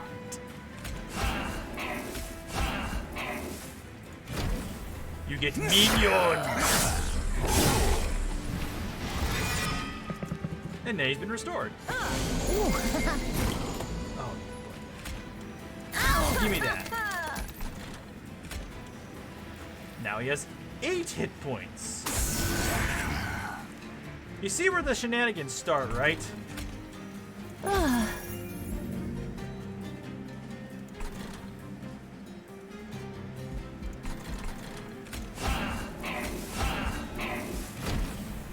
we basically have a full house already. Oh no, he didn't draw him back, damn. Oh no, he'll draw himself back after that. Hello.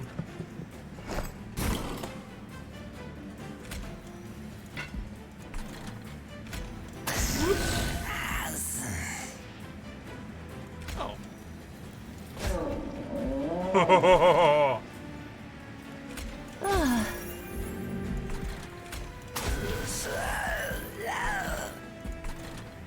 Technically, I didn't do that because I could just do this.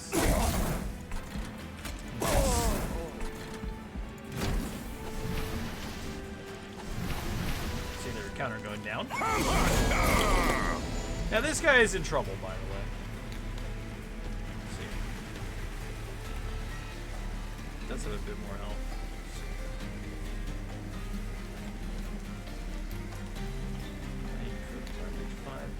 Now here is where some shenanigans start. Namely,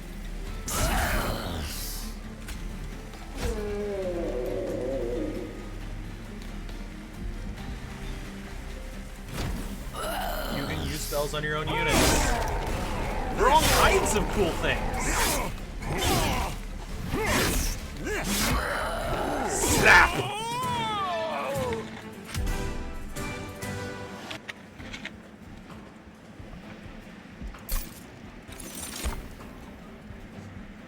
Yeah, no, you can fight pretty dirty in this game. Multi-strike and morale. This allows you to pick a unit to reform, but we have someone who does that automatically, so we don't really need that. That's tempting, but let's get this guy. Essences are important, by the way.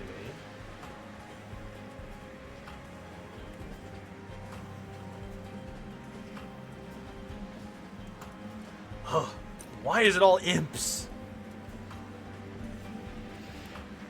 I might have the space for them, but I don't want to do an imp build. Quit it. I mean, you play that, it gives the front unit armor 20, which is kind of nice, but...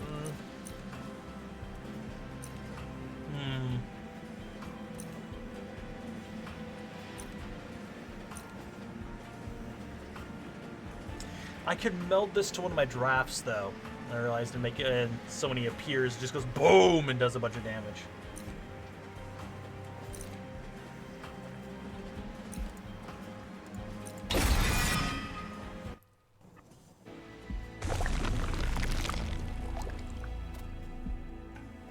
Divine burns, you say? Gimme, gimme, gimme. Oh no! I just clicked it! Ah, oh, crap. You can access it from anywhere. Yeah, I want to upgrade my units. Oh, wow.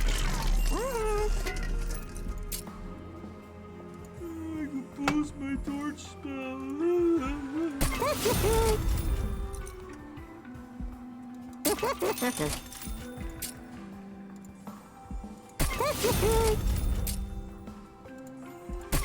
Oh boy! Wait, I only started with 3 of them. That's weird.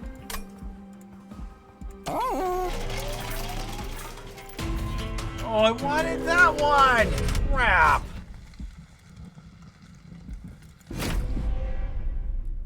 Oh, this is a really bad boss. Yeah, I just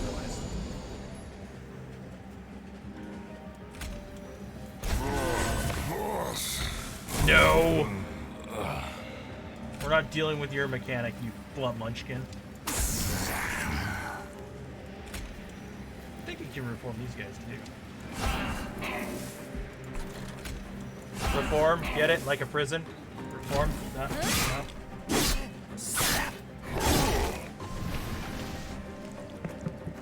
They'll draw more cards.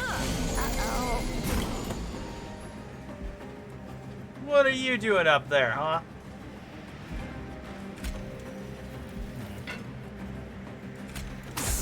I'll send that after you.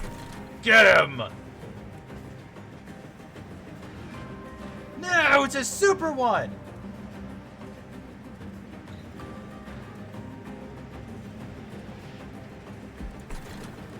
I don't like super. Supersize me.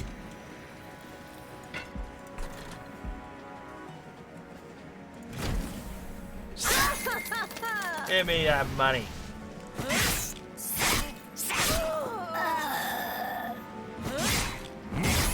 That yellow stuff on them, by the way, the wax hardens and turns into resin if it's not molten.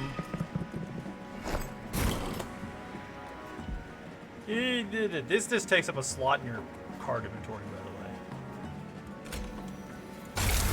But we're gonna purchase it anyway because we have these. Yo, what up?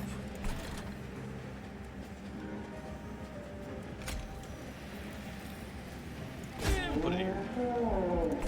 Ugh, sounds gross. Boom! Ugh. I didn't need to do that, but I had to.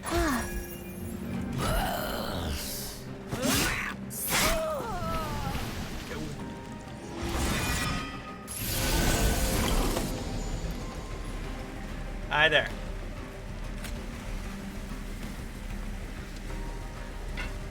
So this guy has Spell Shield 1.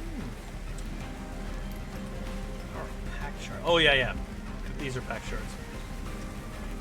Sweep, so he hits everyone like a turd.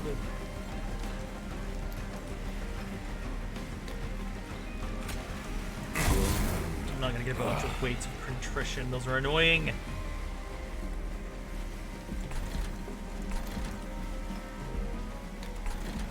Yeah, some issues. This guy is not wussy. And since he is going to ruin our hero, not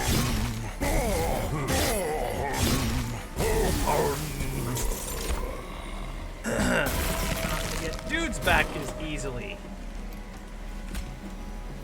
But we can some of this gross guy back.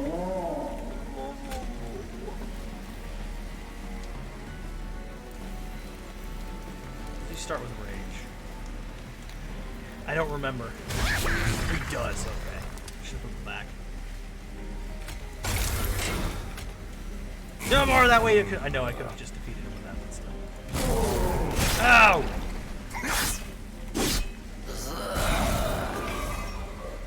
I just realized that I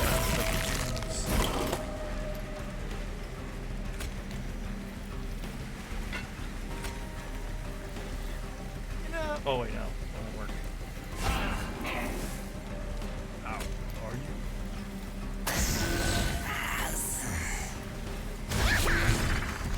You're still gonna get burned. But the rage is there, so. Here, have some fire. Here, have some actual fire.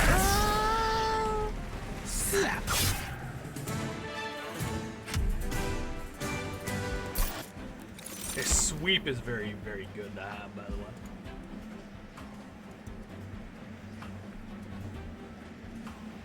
The thing is, when you increase the burnout, it makes them last longer, but it means that they don't cycle as much and they don't build up stupid amounts of strength. So this can be good and bad. Look at the these guys. They're very strong.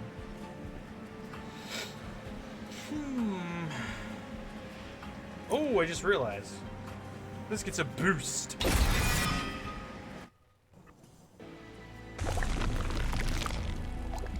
Artifact. Magic. Artifact. From the you can skip more damage. Righteous decay. I like them both. This.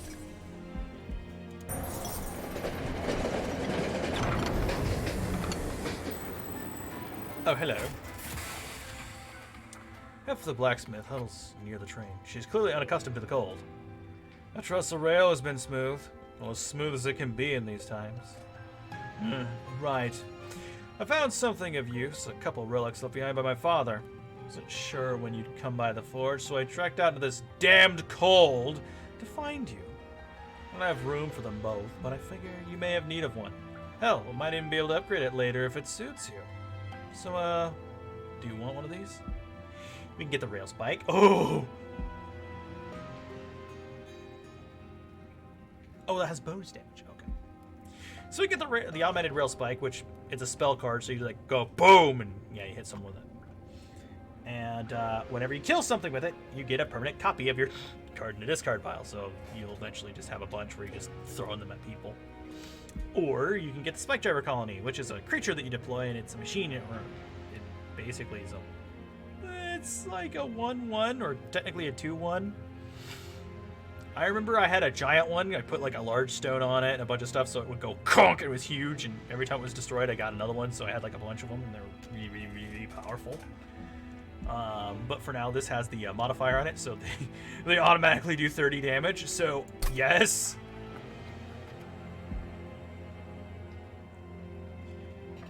F gives a nod of approval as she hands over the rail spike. Careful with that. It looks ancient, but my old man made sure it'd work for a good while. If you give me a few more of them, say 4 more will do, make it worth your while.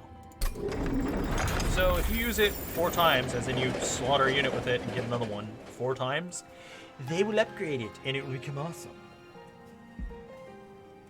Fire hell. Let's go to the Divine Temple, shall we?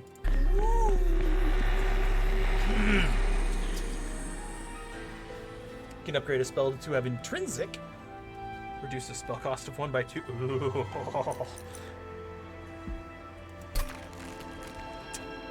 well. Okay.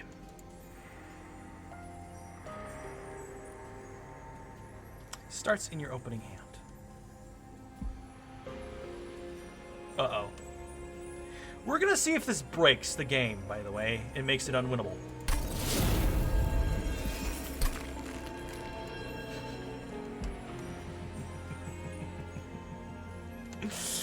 You'll know why I'm laughing later. We're not gonna upgrade a unit yet because we have a bit of a high threat modifier right now. But those dogs are barking in. God damn it, shield! Ah, you butt munch.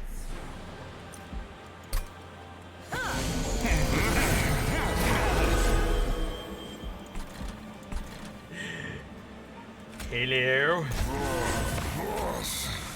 Wham! Oh, look. It made an exact copy of it.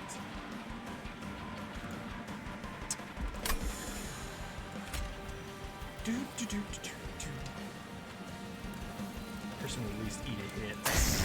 Oh man, they start with 14 damage. It's nice. Those go pop and do damage to the first person. Now, technically, we can just ignore him. He has no attack. Oh, you turd! Alright, fine.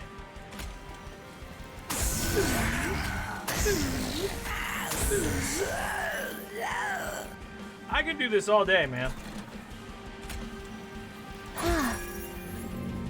Yeah, so he is like resin on his hands, like the wax is hardened to this stuff, and it's very hard and sharp and not pleasant.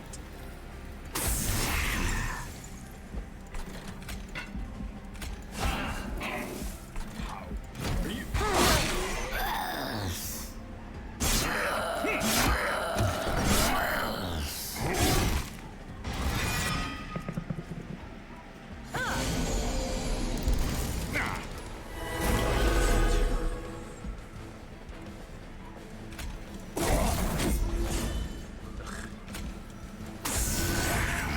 You incanting at me, bro?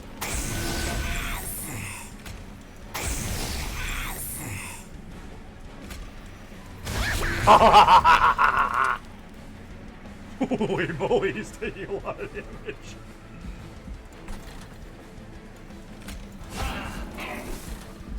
Eat it! Boom! Boom! Oh, oh, oh, oh.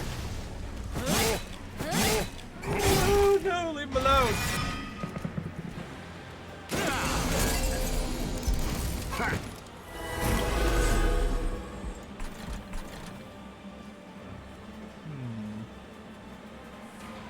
Oh, he just naturally has thorns. We can deploy that. So, this does 2 damage times plus 3. So, it does 5 damage because... Wait, what?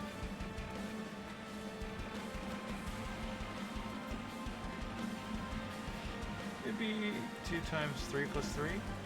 Yeah, okay, never mind, that's right. Total damage is still somewhat low, because that is total damage every way. Yeah, I can still deploy more guys. And I'll get rid of the archer.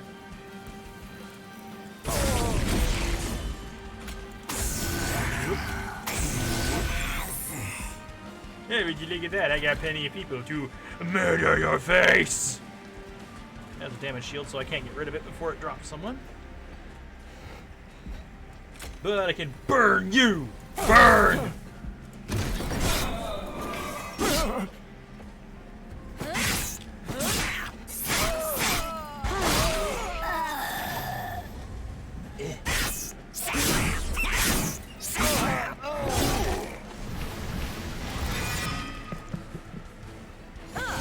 It even restores stewards.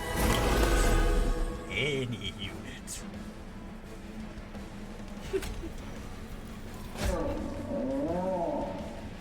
How do you like them apples?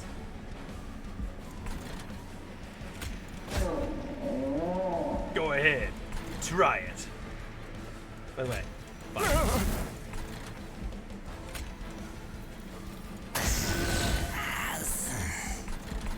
Just put you up here because you're gonna burn out, but we'll give you another one. Well, yeah, no.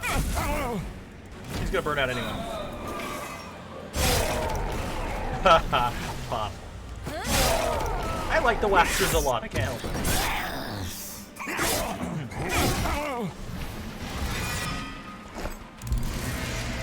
Oh no, he's upset.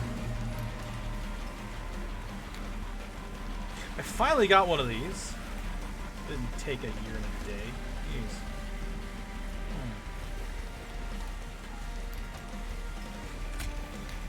Well, we're definitely deploying one of these. Yeah.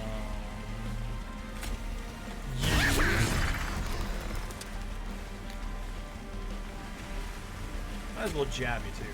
Bam! Oh. This still does damage too. He's still gonna win that fight. Yeah. Oh, he just does a lot more damage. This freaking pipe.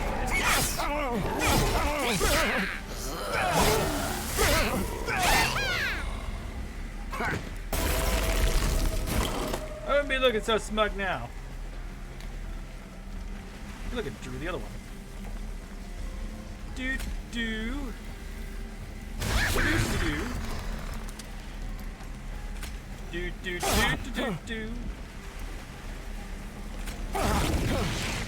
Not enough for you. I want to reduce the size of these guys to one, so I can just have. You got clawed by a small child. Hello. What kind of games do I like? I like a lot of games, actually. It's kind of hard. It'd be easier to state the types of games that I don't like say, most racing games, a lot of like really super mainstream games, just because of the people involved in them.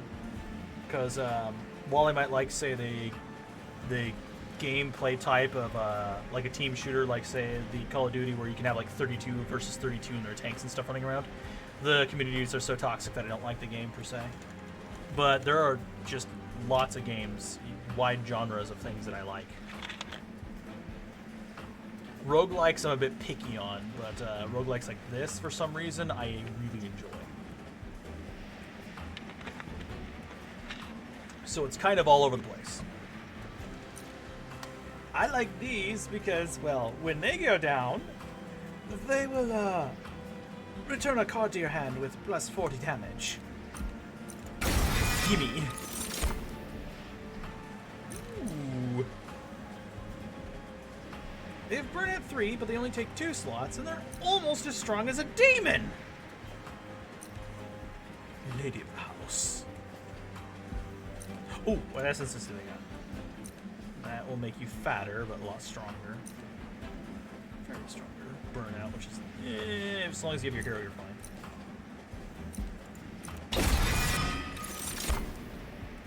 I might need to enhance that, but we're gonna go with this for raisins. Ooh, what's that? Gimme. Ooh, I can duplicate. What do I want to duplicate?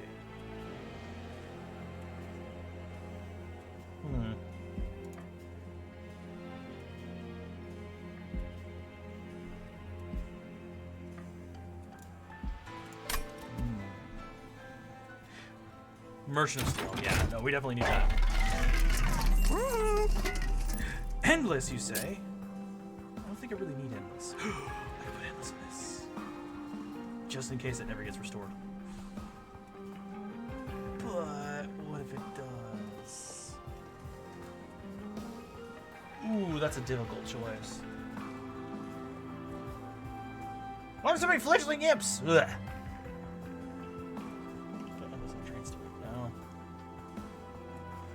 Our hero does a good job at bringing people up. Oh, I should actually... Just in case our hero goes down, I can use these to try and get him back.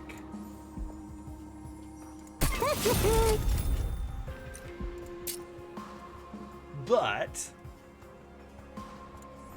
I could do this to make them always cycling.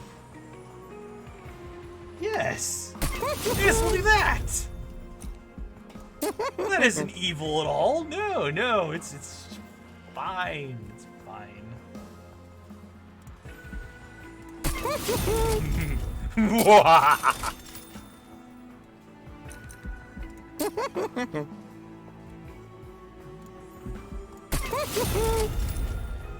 Quick, you say?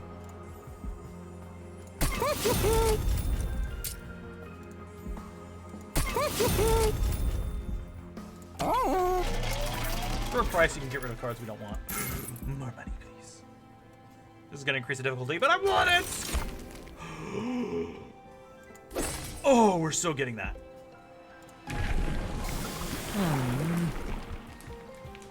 Yeah, start calling, please. Sorry, I didn't look at the other one. I was... Start calling, man. No, we already used that other one. Ooh. I want another artifact. So when they run up the stairs, they'll get their health back. It sucks, but wow, they have 4 arms. Welcome to the gun show. Oh.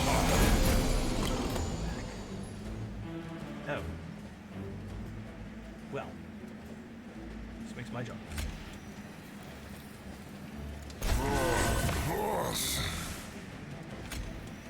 Boom. Boom. There's a potential problem with this now. My starting hand might be filled with those. This is what I wanted to test. Because it could do a lot of damage.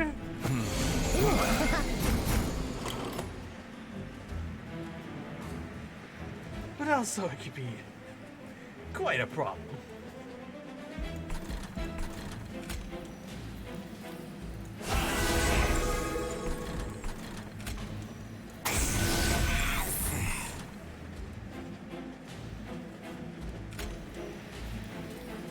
There's a reason for doing this. Trust me.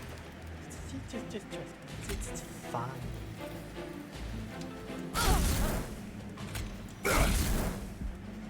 That guy's big.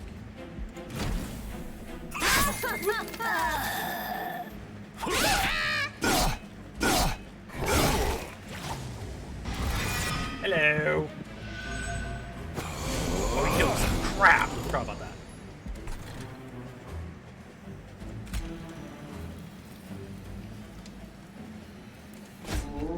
Oh, there's like a nautical mine in.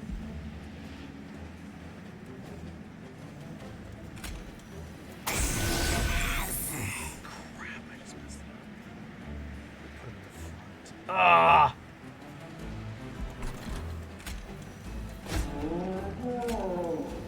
I'm stupid.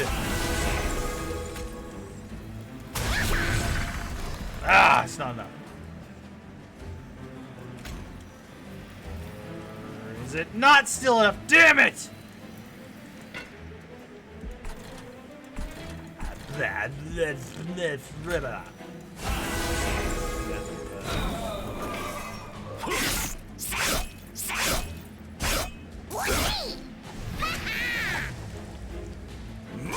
Might be able to summon a second attack. Oh no, everything's going terrible. Give me more of those rail spikes, please. Damn it. No, we're not dealing with those.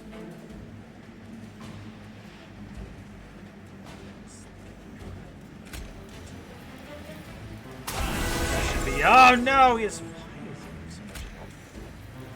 Oh, that's so obnoxious. Oh, yeah, no, they're...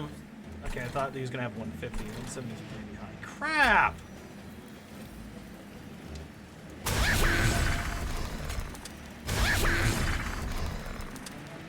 You are massive butt munches. You hear me? Fight him with He's gonna run up there, get full health, and the horse is gonna take a stupid amount of damage. Oh, good.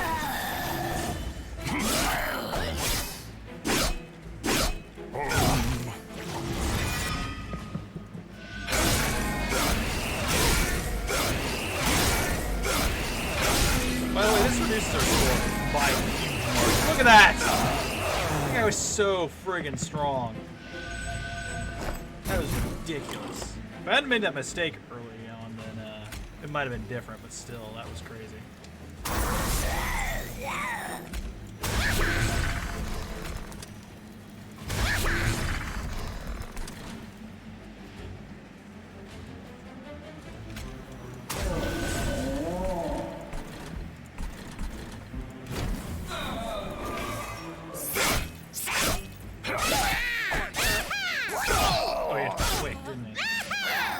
Someone else had quick. Oh! Okay, good.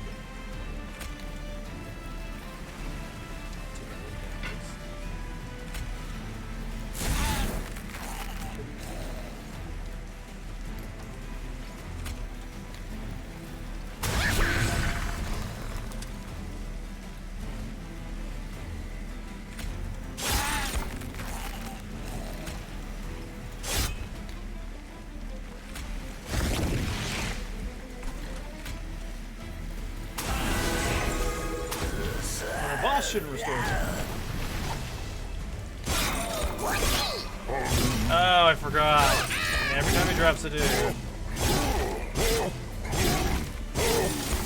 gonna be that. Really irritating. Because it also reduces the amount of stuff you can draw in a turn. Ugh. Sounds so sick. Ugh. You suck! Boom! Boot him off my train! Oh, hello. Lost luggage might help me. Endless, you say? Want this? Because if our healer or hero ever goes down, then we can immediately replace him. No. Oh, hello. Em approaches the train, shivering. A shivering behemoth of fur. What? It's cold enough to freeze a wax's wick off out here. Don't know how you stand it. Regardless, it seems like the rail spike didn't disappoint, huh? So here, just as promised. Upgrade all copies of the automatic rail spikes with +10 magic power and consume. Oh, why would you do that?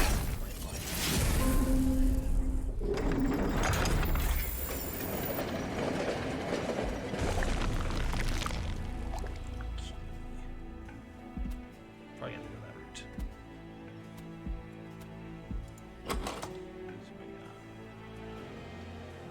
Five.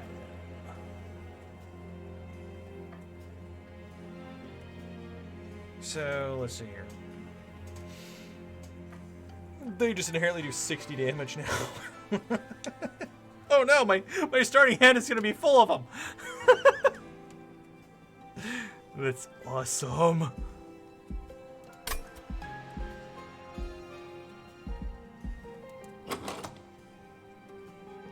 Anything I want to duplicate? I don't think so.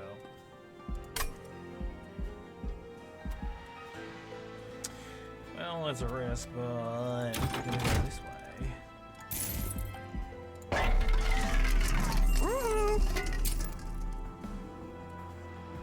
Stupid torch spell. Actually. For creative spells, remove consume. Nah, we only need one for one specific dude. Oh. Yes, man. Ooh, holdover. Hello. Damn it. Oh. Ugh. Ugh. I don't want to hold over for any of those.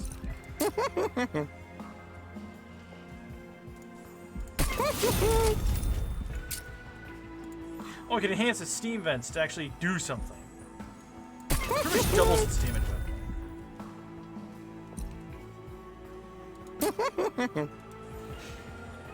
While that is tempting, I don't think it'll be very useful.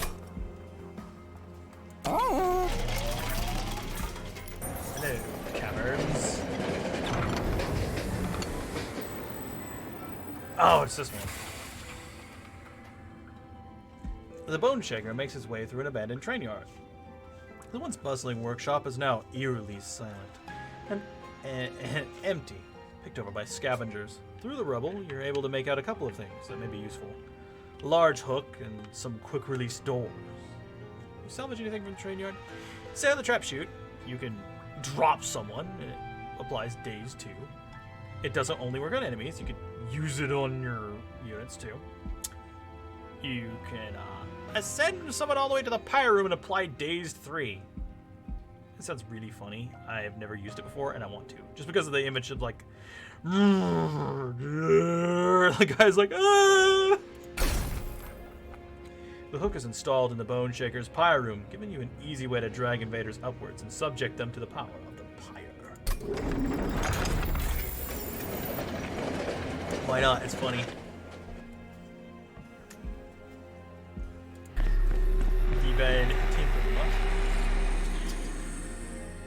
Yes, we would love to put purge on them. How about no?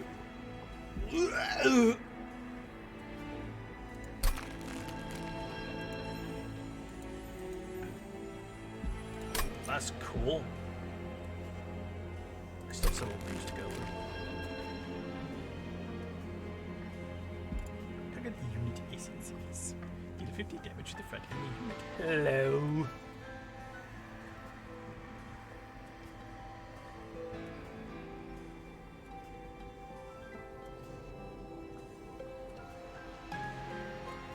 Guys are made to go down. These, not so much. However, I could put that onto that and then laugh. Although cramming...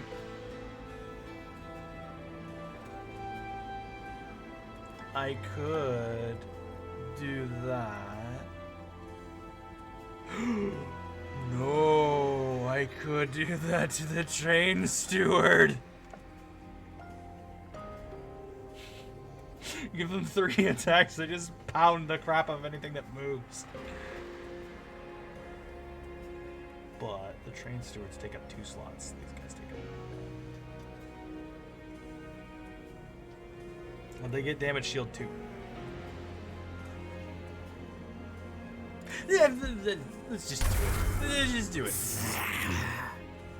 That's a quick one. No, no, no. This one. We're not gonna be a total dumbass. That might be stupid, but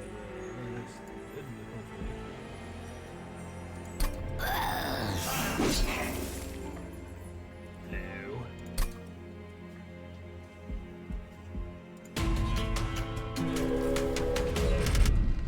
Oh, who's this butt chigger? They get multi-strike 4. Basically, they get 5 attacks. I don't know why they get 5 attacks and they have 4 arms, but they do. Guess they headbutt you. It's mean. I don't like them.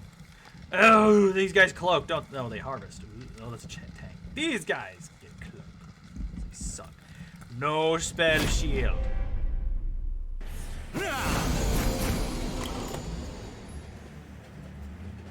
hand is very full of things. I'm glad I have that luggage. I just realized. Oh my goodness, I could burn them all.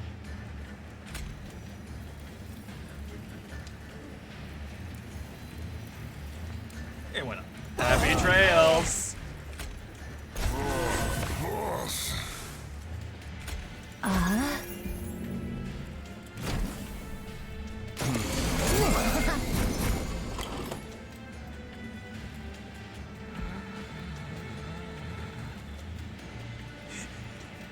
I want to do it. I'm gonna. It's too fun.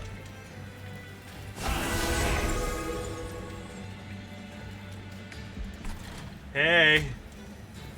Come here!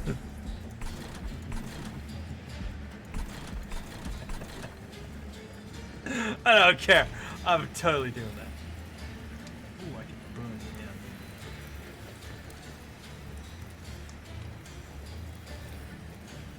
It's not enough.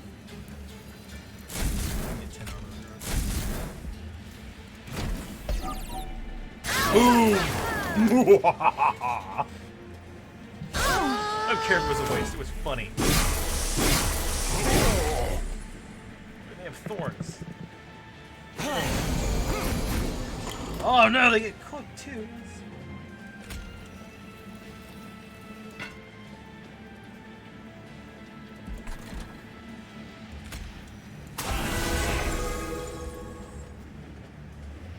Prepare to suffer.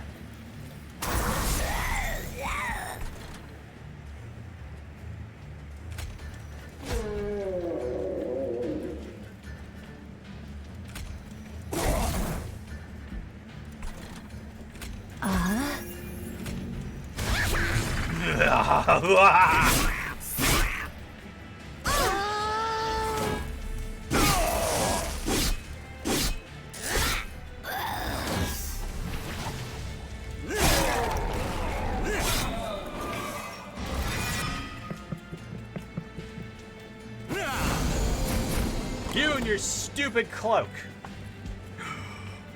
Yes! Oh, this is so much better. Okay. Oh, he has too much health.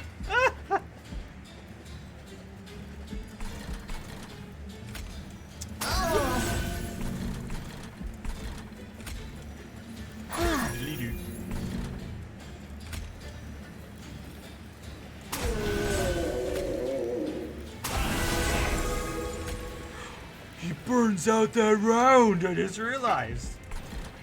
I know it doesn't do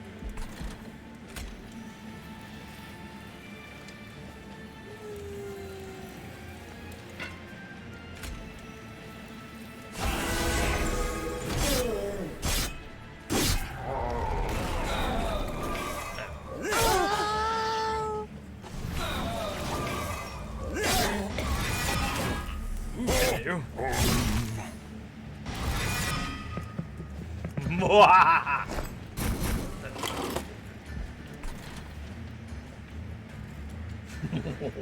Oh, that's nasty. Okay. Well, its health is so low. Yeah, it's fine. Oh, he's 22 attack. Ow!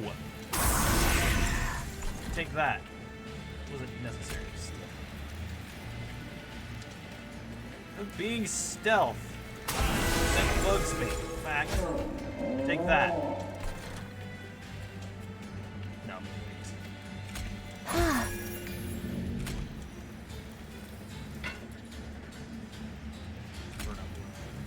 Put in this.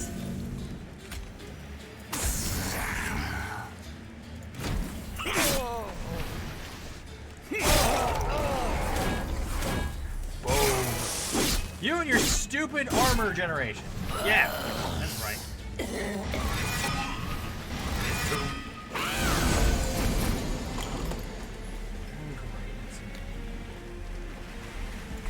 I am not fond of you.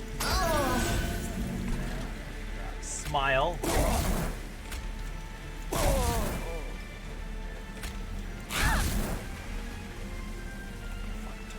You suck. Ah, I can promote that. I should have, for a minute. Well, at least I can.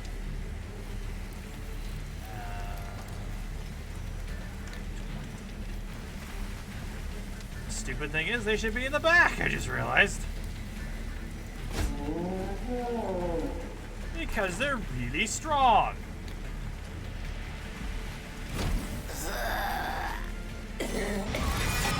Oh, hello. Ow! Ooh. You might be a little bit too strong.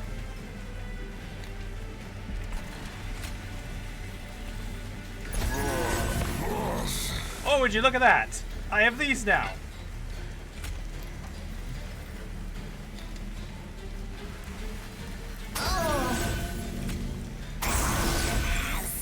Boy, isn't this gonna hurt? Wham! Wham! Wham! He's gonna have 10 hit points.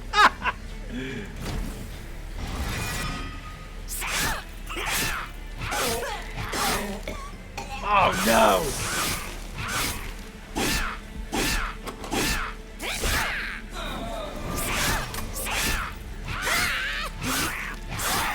No!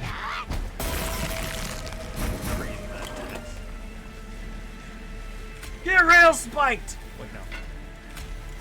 Hey, look! Does that make you nervous? How about this?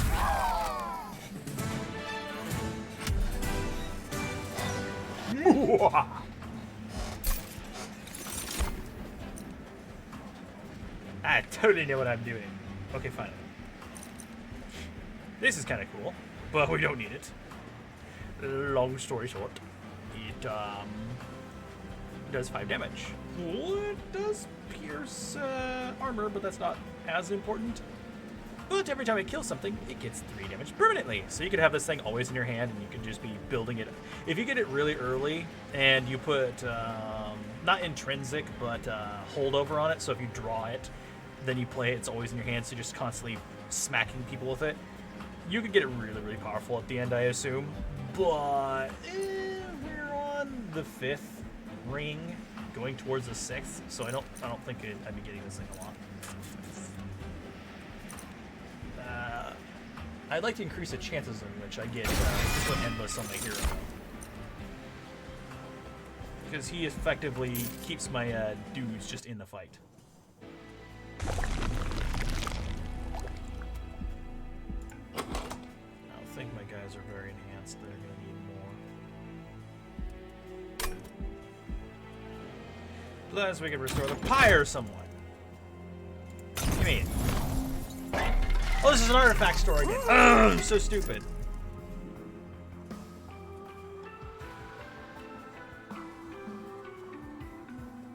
Five extra hit points sounds fantastic, actually.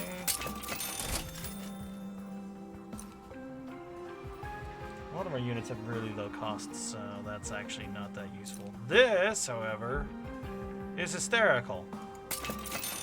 Take it.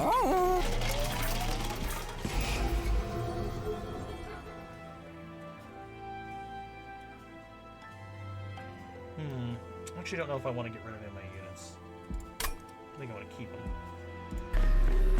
What's at the temple?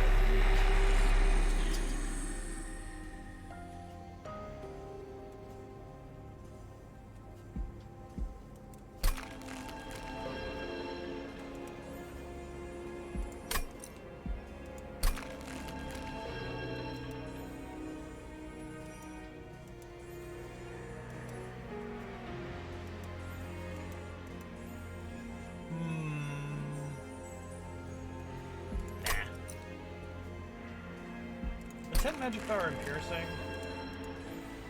is vaguely tempting. Could fuse people again. But somehow I'm just contemplating whether or not it's worth it. Because we still have several chances to build up 100. And I don't want to make this guy even tougher. This is Darkness Incarnate, so we should be okay, but we also might not. Let's go ahead and read it. Sin of failure.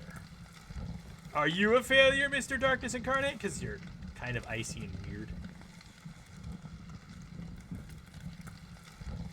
It's 20 damage and 750 hit points. Oh no! That other dude's going to be crazy annoying. Oh, I don't think we got it.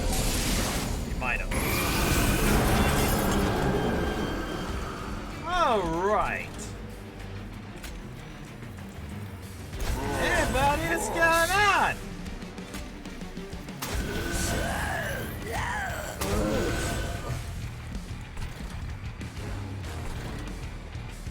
I'll use my freebie.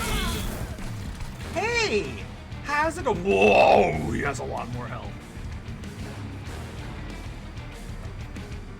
all these little things in my hands. Boom! Oh, yeah, spell shield. Damn it! Fine. You're stupid. Well, it's permanently increasing the cost, so I might as well just deploy these now.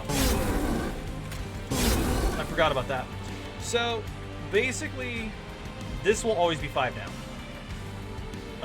Until the end of the battle. So that's why I played the rest of those. Because there's no point. I forgot about that effect. Which is very frustrating, man. For me, I'm just telling you. So that's why I played the rest of the game. Now, if it keeps drawing that 5 cost, I'm really upset. However, it's going to freaking put a Scourge card in my hand. That really sucked.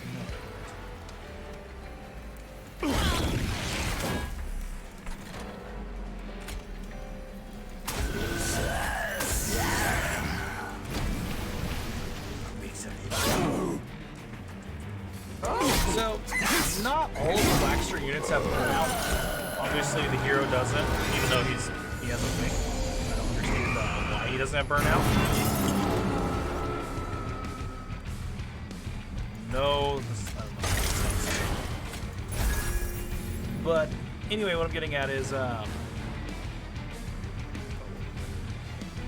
there are units that will burn out. They're the Wicked and they're the Wickless, who do not burn out because they're not on fire like a candle. The people that do burn or whatever don't have that resin on them. But the ones that don't have wicks kind of do. So it's either, do you want to melt or do you want to basically become a living statue? It's kind of. That's for spells. 2 minutes. Blows himself up. You like that? You like going boom? Just like saying boom. No.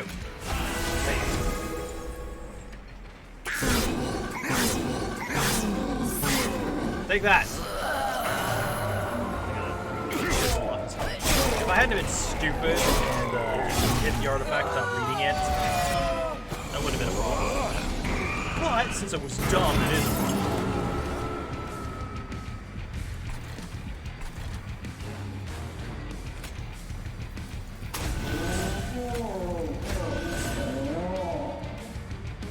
Oh, should have reversed him.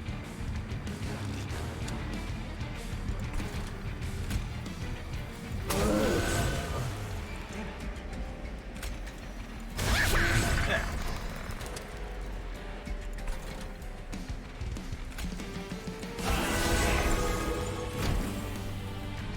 Making a lot of mistakes. You can tell I play games like a smart person. Alternatively, I don't. Boom.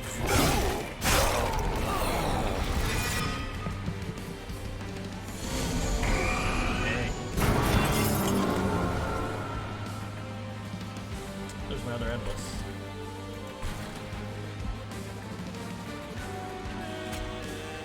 Now.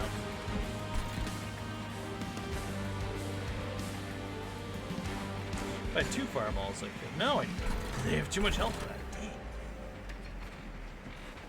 Oh, I could put them down here.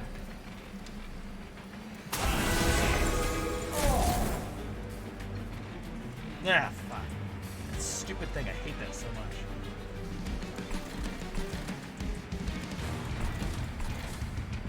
I'm not gonna be using it anyway.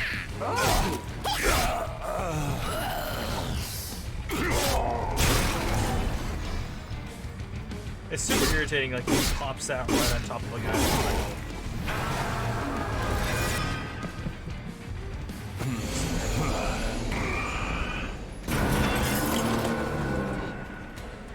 You put a scourge there like a turd.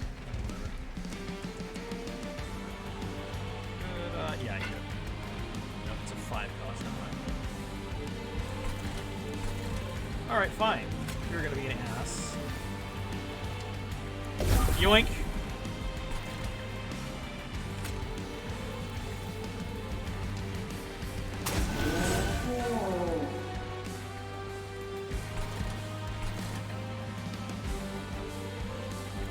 two can play at that game. Boom.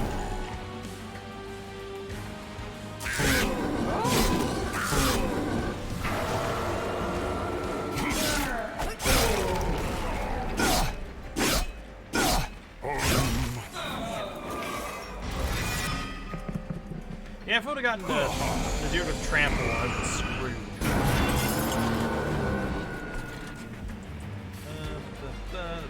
Enemy units.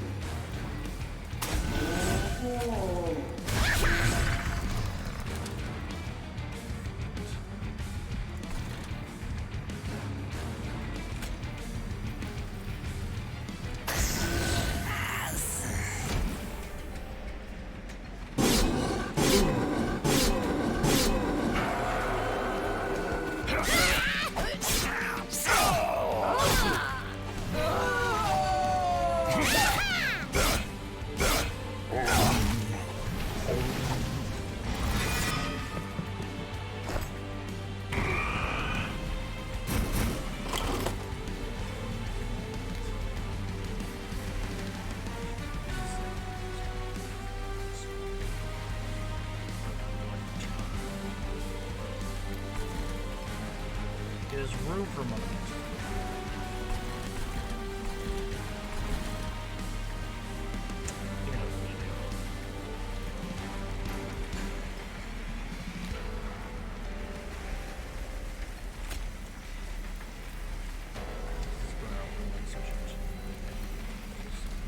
Just 30 damage. It doesn't matter where I place it.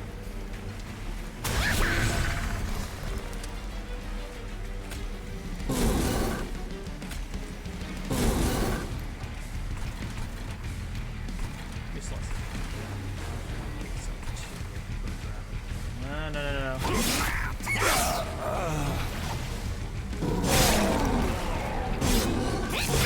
I don't think I'll be able to do 1,000 damage, man.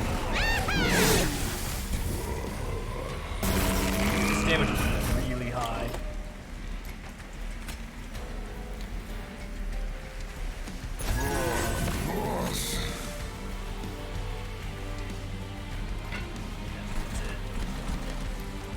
I need a huge amount of damage shield.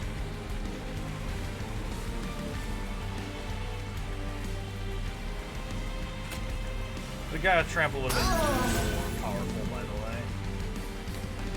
Even if I would have hit him with all the rail spikes, it still wouldn't have been enough.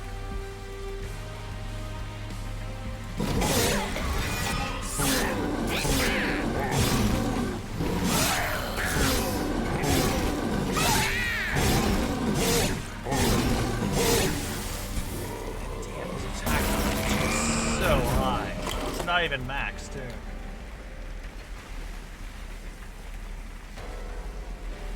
Bring back. Oh, they brought back. Ah. That absolutely was not enough.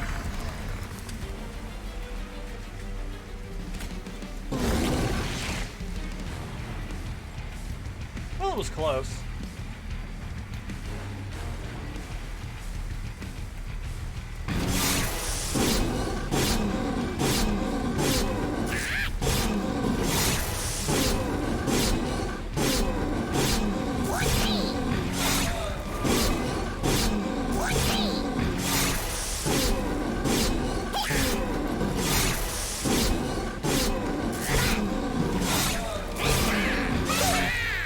Yeah, he has 275.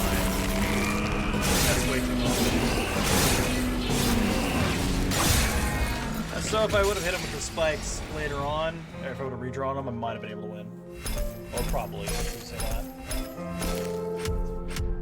But we still had 2 more to go. What's this? Are they cutting off their... They're cutting off their resonant hands to reform someone. So they have molds that they fill with wax and they'll melt them down, and supposedly it restores people who have quote-unquote died or melted away into the wax that's around them. It happens sometimes. It's weird. I don't know much about it. In fact, I might read that one. Consume cards in your hand, add a draft unit to your hand, and apply for each card. Oh. Should make it really, really powerful. Low tier dude. Interesting. Go back to main menu. Because I actually want to read that one.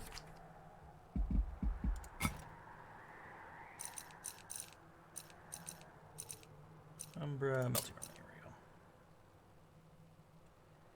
When new wax is unavailable to reform a fallen waxer, the more selfless reformed choose to donate a portion of their own form to the resurrection.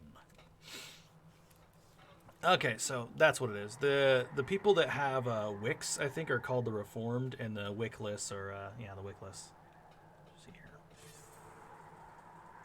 They believe that once they've melted away their bodies, they'll be released from hell. Unfortunately, there seems to be little evidence to support this belief. Though, I will not be the one to tell them that. Yeah. Do. Here's some of the wickless people. Once a foot soldier has been promoted to an enforcer, they're no longer considered the punching bags of the wickless remains. But that doesn't mean that they won't haze any new recruits the same way they were. A part of the wickless remains who have shaped themselves into lowly foot soldiers. They collect the remains of those they slay and add to their own. They'll pick a fight with you to get it. And they'll pick a fight with you to get it. Even though I am without wax, I've still been the target of many wickless haslings. Oi! Oh! Ugh. Just imagine them as oys. But wickless are my favorite faction to some aspect because, when this guy slays someone, they give you just 20 coins.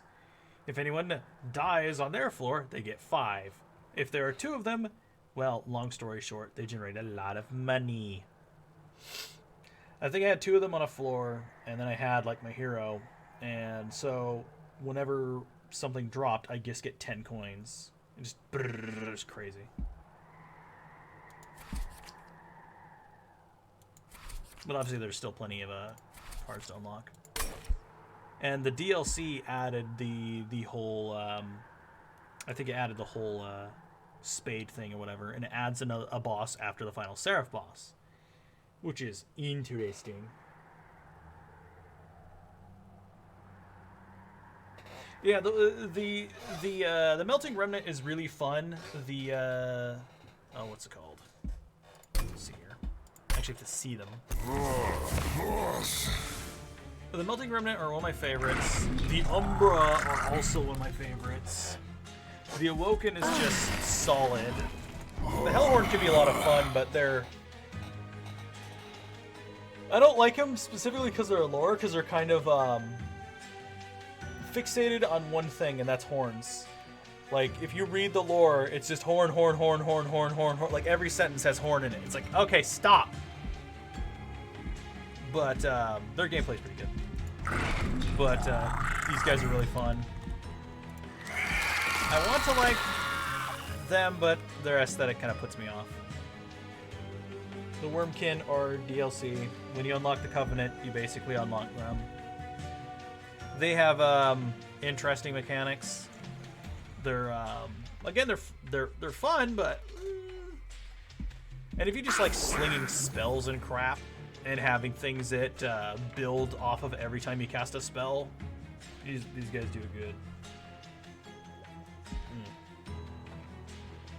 Plus their heroes are kind of odd. Good old Solgard, he has an upgrade tree. Every hero has 3. He has an upgrade tree where this little thing wherever you cast a spell, he gains a shard. Well, long story short, he starts the battle phased. And he is unable to do anything until he has enough shards to manifest. Then he can beat the crap out of things in front of him because he becomes really strong. The only problem is, every upgrade makes it take more. Let's see. It'd be in here. Titan channel, I think it is. Yeah. Gain 1 shard. If you have 4 stacks, he removes phased. Plus, he becomes a 45-45. Then it's a 90-90. However, It requires 10 spells to be cast before he actually is able to attack. Because if he's phased, he can't attack, he can't defend, so people just run past him. I imagine if the boss is there, the boss will just run past him and he'll freeze the area and immediately cause him to despawn. Sometimes the boss can have haste on him, which means he'll skip the middle floor and go to the top one, which means everyone on the middle floor is immediately dead. Don't let the boss have haste. It's bad. Anyway, we've been at it for about 2 hours and 40 minutes, mostly because I've been yammering and doing stupid stuff, but hopefully you've enjoyed. I really like this game and kind of wanted to show off how cool it is. It is a roguelike, but I haven't run into as much stuff that lets... A lot of roguelikes, there are items where you look at it and go, ugh, why was that given to me? That actually makes my life worse. This item... A lot of roguelikes have items where if you get it, you're done. You cannot do your run, period. And so far, in the current level of play that I'm doing, I don't run into that nearly as much, which makes the game very fun. Plus, the combat isn't bad. I actually like it. Because it's kind of like defenses or tower defenses, whatever, which I really like. My favorite tower defenses were the FPS ones, like Sanctum, where you'd build your turrets and you run around and shoot the things, and that is just awesome to me. Dungeon Defenders was another one like that too, but the newer Dungeon Defenders are pretty lackluster. But before I go yammering about games and all that crap, hopefully you enjoyed. I will try to stream on Wednesday. That will be more Grim Dawn, because I also really like that type of game too. The top-down hack and slash. I played a lot of Diablo in my time. And they're going to remaster Diablo 2. Hopefully they don't penis it up like they did Warcraft 3. I'm still upset about that. I still am. I mean, people said that it's good, and I'm not going to say that they're wrong or anything like that. They're allowed to enjoy the game and have fun. But what they pitched versus what they gave you and all the problems in between makes me think it's not worth it. And I'm not going to go any more into that because, well, then it becomes jagged and mean and rude and stuff. And, well, long story short, if you want a real smart opinion, you can look that up on YouTube. There are people that are way more educated than me that have better ideas and ways of putting things. I just didn't like it personally. But yes, hopefully you all enjoyed. Hopefully you're all staying well out there. The temperature is increasing, so, well, hopefully you'll be able to go outside and actually enjoy sun and stuff as much as you can in the current situation. But anyway, have a good noon, morning, night, evening, midnight, dusk thing, and stay safe out there. Goodbye.